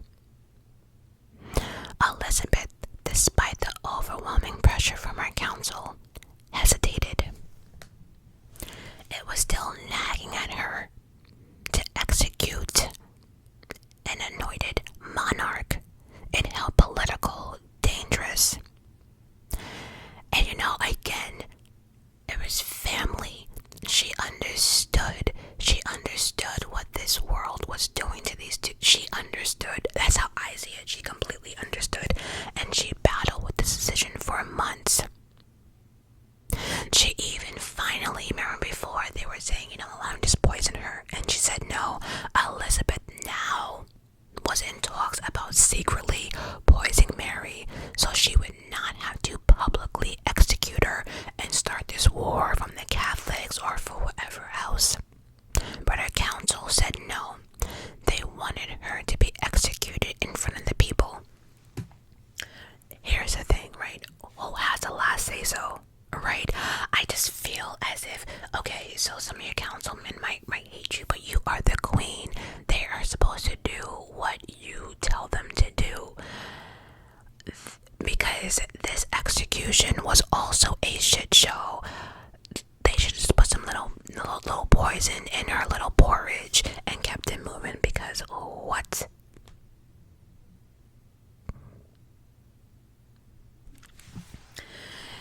Anyway, it was a battle, back and forth, but finally,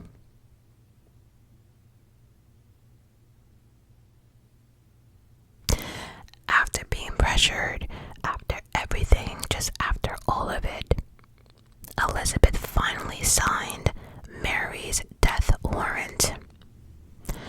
The warrant was sealed and dispatched immediately to Fotheringhay Castle. I'm not gonna lie, this last chapter of the story, I don't know, I was very emotional writing and typing out my notes.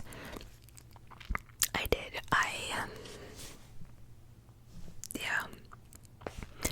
The signed death warrant arrived on February 7th, and Mary was informed that her execution would take place the very next day.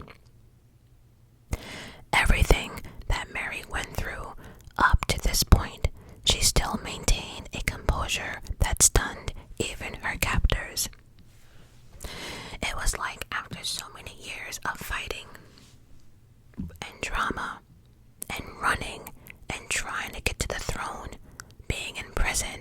always in danger, her child being threatened, all of it. She will probably never see her son again.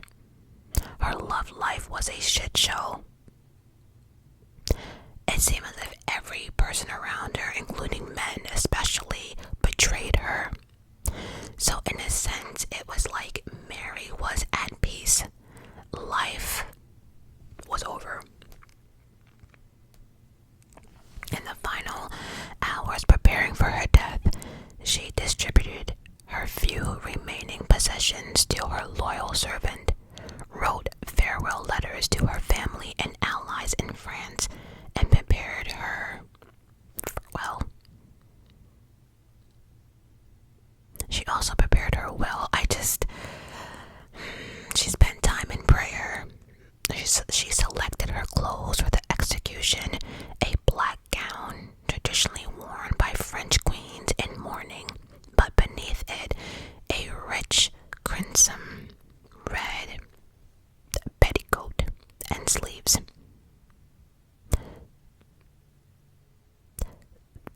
The red color, the color of, I don't know why I have a hard time pronouncing this next word. Red, the color of martyrdom. Did I say it right? Martyrdom. Whatever. The act of suffering or dying for one's deep belief. Particularly seen in the Catholic Church. This was not a choice of fashion. It was deliberate. Powerful statement. A final act of defiance and a declaration of her belief and in her own innocence, and the justification or the injustice of her execution. I do want to mention by now that she no longer had the 4 Marys. One, she got moved to Fothering Castle. They were done. They had to say their goodbyes, and that was that. But on the morning of February 8th, 1587, Mary, Queen of Scots, woke up early. She got dressed with the help of her 2 loyal ladies in waiting. She carried a crucifix in one hand and her prayer book in the other. Her red golden hair, now had streaks with gray, was covered by a white oof. Her face, worn down by years of confinement and illness, was composed. She was met with 300 witnesses that would watch her execution. Then they do their usual proceedings. And then Dean Fletcher, a Protestant clergyman, attempted to administer last rites and urge Mary to renounce her Catholic errors and embrace Protestantism. Mary was like, fuck that. My head is about to be on the ground in about 30 seconds and you want me to do what? I ain't doing shit. Is that gonna save me? I didn't think so. So I ain't doing shit. Well, that's my take on it. However, the real story is Mary refused him politely but firmly, asserting her lifelong devotion to her faith. She told him, Mr. Dean, I'm a Catholic and I wish to die in the Catholic faith. Then she continued to pray loudly in Latin. That was her final defining act of religious conviction. So again, in my eyes, she was like, I don't care what you said. I don't care what you think you want me to do. I'm going out the way I want to go out. And I'm going to pray to whoever I want to pray to and however. And there is nothing you can do about it, bitch. Now go kick rocks.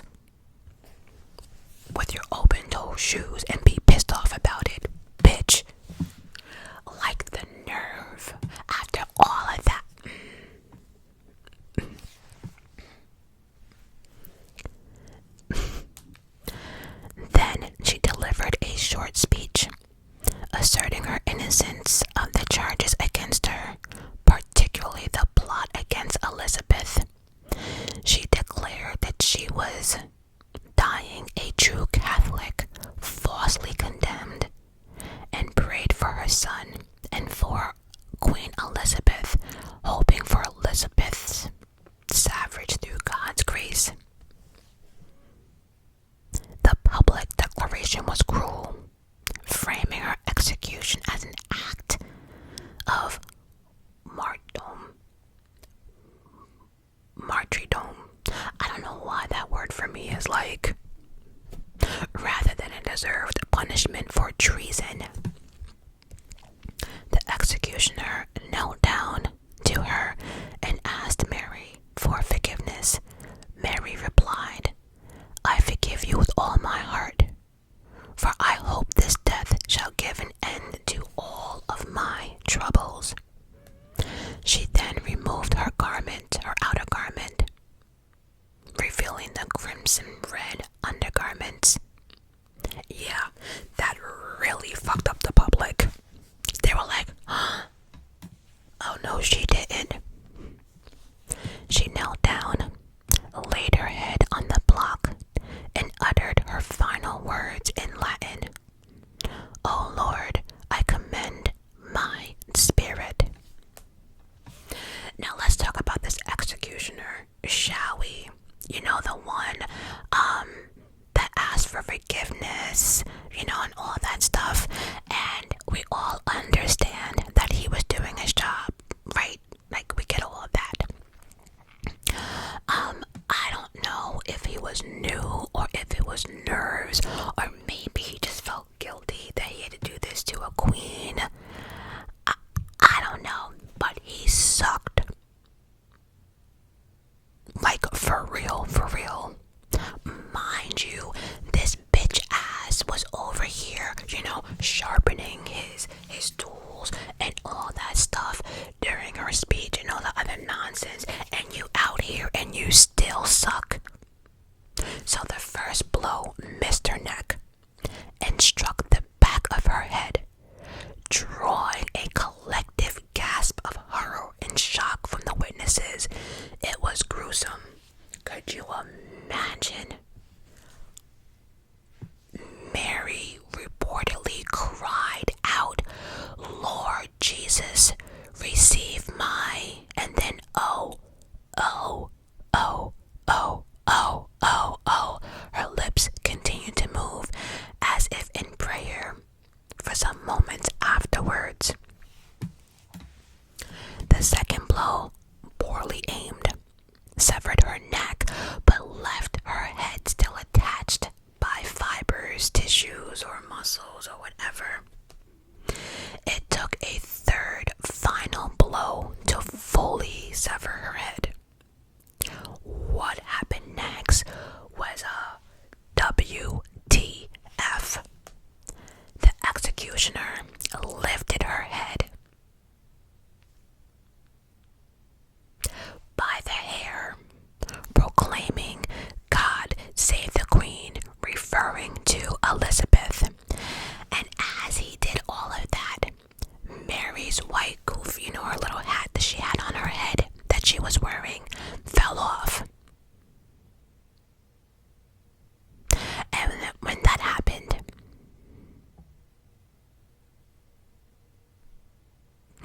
a wig fell off. Her once famous red golden hair was now cut very short, and she was wearing a wig which slipped off in his hand. Could you imagine that whole scene? A head coming off, and he's going to pick it up, and as he's picking it up, it falls back off because, like, you try to hold it by the hair, but then found out the hair was a wig. Oh, just a shit show. Her lips continued to move for some time. Then a small terrier, which was Mary's beloved dog, emerged from beneath her skirt, where he was hiding and laying, whimpering, between the severed head and body, refusing to be comforted by anybody else. The dog was like, "Don't touch me. Y'all just out here killed my mommy, and you want..." This whole scene was just a what the fuck.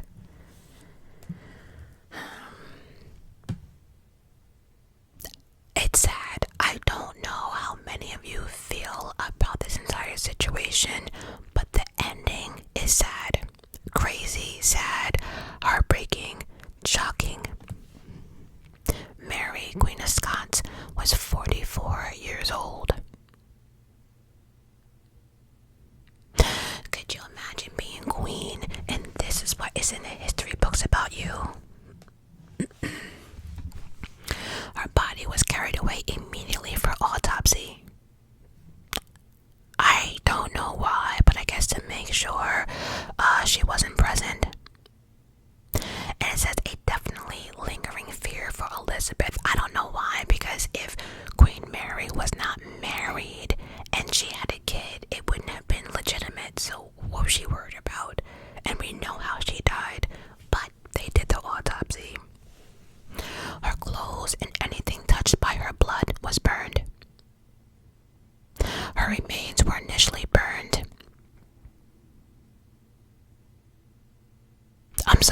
Her remains were initially buried at Peterborough Cathedral, only later to be exhumed and put into Westminster Abbey by her son James VI after he became King of England.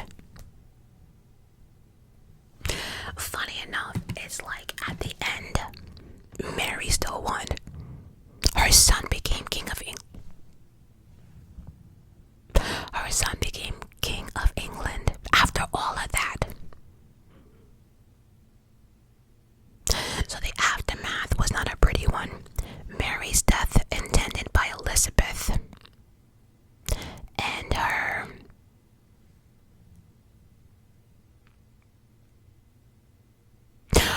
so Mary intended by Elizabeth and her little, maintenance. It was supposed to bring stability and an end to a Catholic whatever they wanted to do, right? It didn't work. It actually did the opposite. People were shocked that she did this. While England rejoiced, celebrating the removal or a perceived threat, Catholic power, there was outrage. People were pissed off, and this is exactly what Elizabeth did not want. Oh, but it did.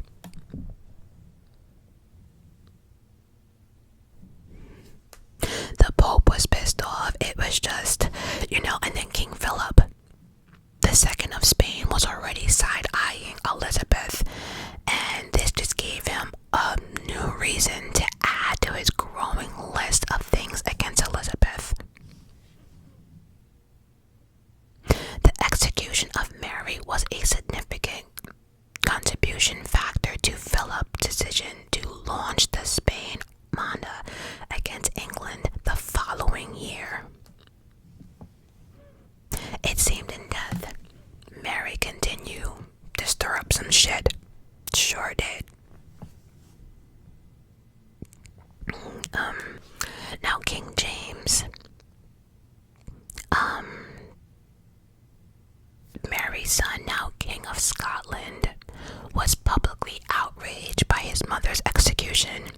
He famously remarked that he was a king in Scotland and not a king of Scotland, basically venting and expressing his frustration at his limited power in dealing with Elizabeth. He wore black for a year. A whole year. However, his grief and anger became too much.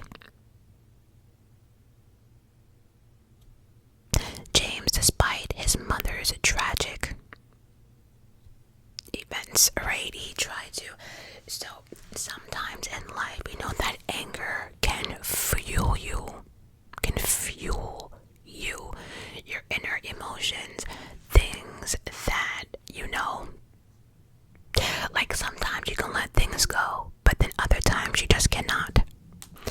But he knew to have an open war with England would jeopardize his claim. A risk he was not willing to take. He was pissed off, he had anger, and he wanted to act.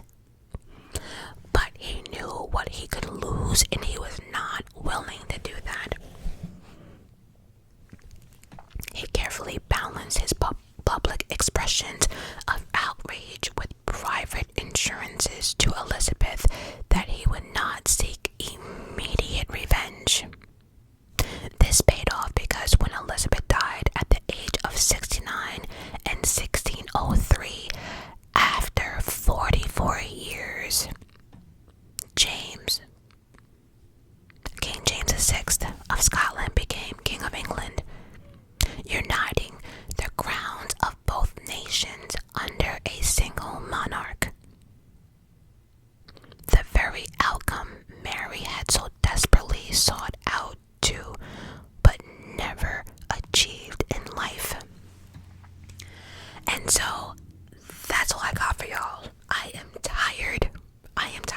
whispering right now, but if you are a Rain TV watcher, the bonus chapter is definitely for you. Yeah, and if you did not watch Rain on television, then you probably would not be interested in the bonus. And so for you guys, I will say I love you guys for watching. Until next time. And for my Rain lovers, stay tuned. Alright, so if you made it this far to the bonus section, please put up 2 crown emojis for me, because we have done 2 queens on this channel. So yeah, give me 2 queen crowns, or any type of crown you want emojis, in the comment section. Okay, so I know many of you have watched the show Rain. The TV show Rain is widely known for being historically inaccurate. I know. I felt as if I had to throw this in here at the bonus, because I know a lot of people watched, and after I learned what I learned, I was kind of confused about Rain. And so I'm here to say that it is widely known for being historically inaccurate, with its creators admitting it as a fantasy history designed for entertainment rather than account of accurate events. So some of the characters, storylines, physical appearance, fashion, all of it, a lot of it is inaccurate, and it was only for entertainment purposes only. And the show's creator has acknowledged it on more than one occasion that historical accuracy was not their priority. So yeah, I also want to say though, I do wish that whoever did Rain though would think about doing the story of Queen Mary of England. You know, like the forgotten queen, although she only reigned for, what was that, like 4 or 5 years, but still, like, she is the only queen that I know that does not have a TV show or a movie really about her.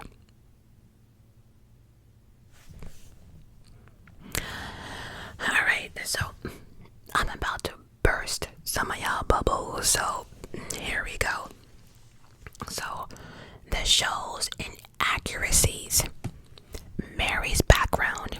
The show portrays Mary arriving at the French court at the age of 15 after living in a convent for her own safety.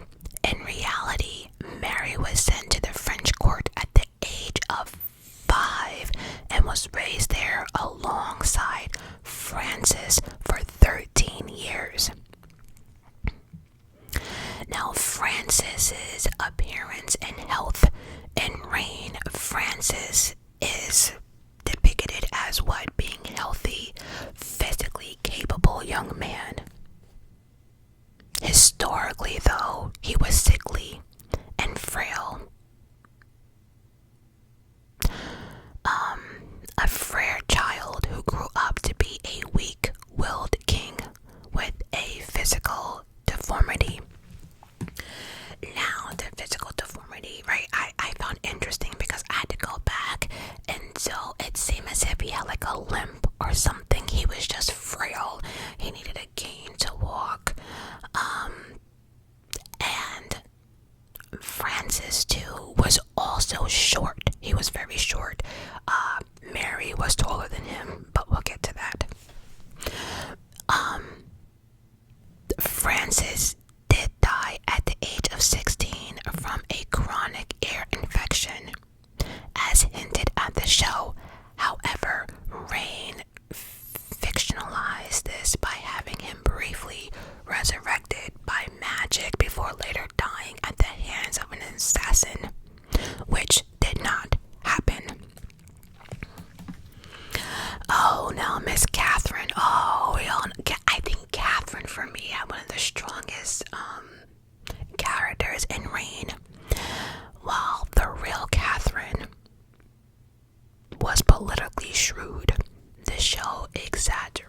exaggerates her dark, scheming, and murderous reputation. Events such as her having a secret, illegitimate child, murdering Diane, or banishing her own children, are all fictional. Now, King Henry II insanity. This show shows King Henry madness and violent sexual behavior is not historically supported. And the funny thing is, in Reign, my second time around watching it,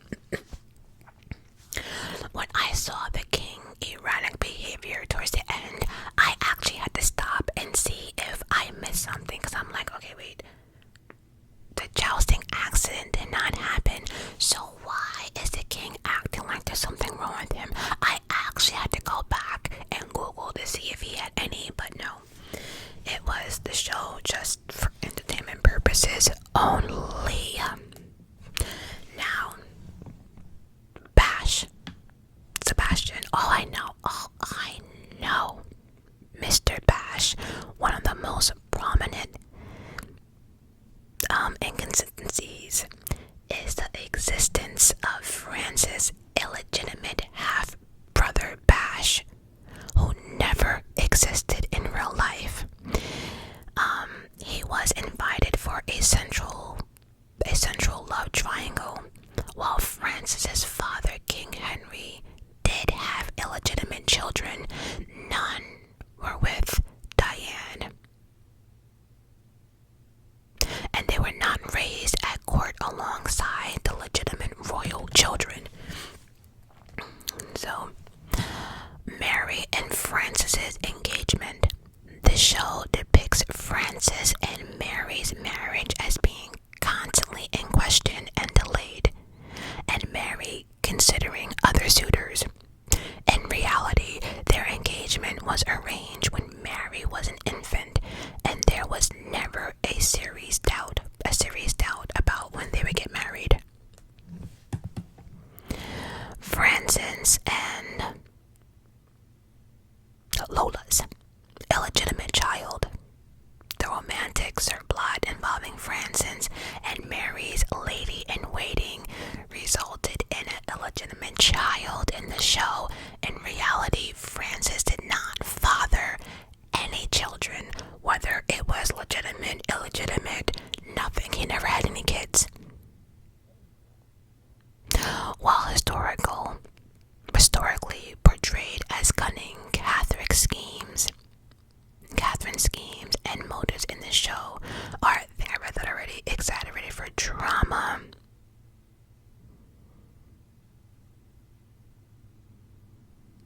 The show invents events like Catherine plotting with Queen Elizabeth against Mary, murdering her own twins, and having a romantic, all that stuff was just,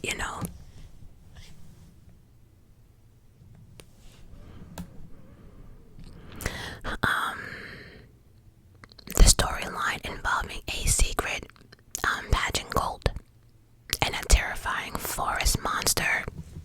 Bullshit. King Henry's death. The show portrays King Henry as descending into madness before his death. In actuality, he just died from the jousting accident in 1559. Mary's execution. The show invents a reason for Mary's execution related to her second husband, Lord Darnley. In reality, Mary was executed in 1587 for her involvement in a Catholic plot to assassinate Queen Elizabeth. Costumes and music. The fashion in Reign is too modern and not historically accurate. The accents, again, first of all, the language in Reign would not have been in English, and the accents, the characters in the French court speak with English accents. This is historically inaccurate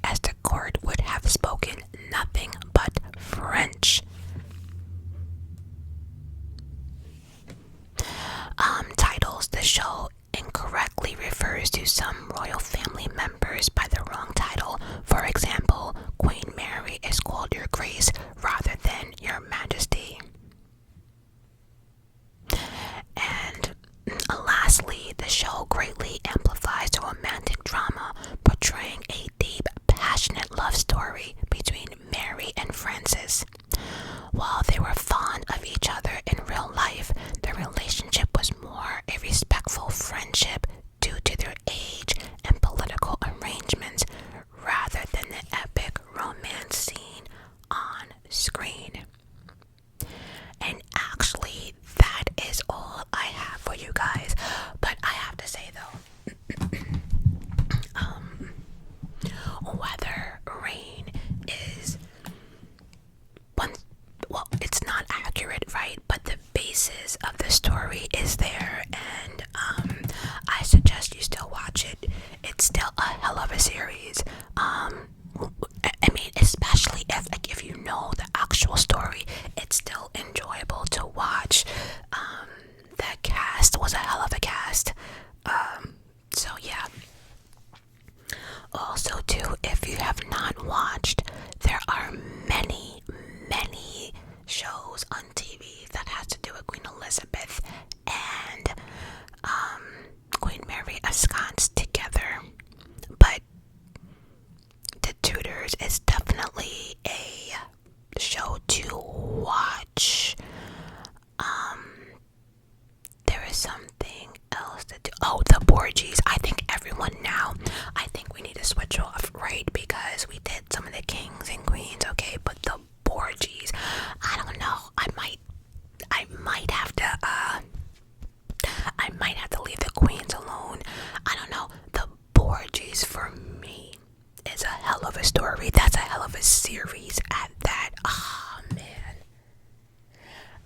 You know, if I end up doing that, I'm probably gonna have to rewatch the Borgies. I'm gonna have to. Oh, I watched that show once, but I think it's time to.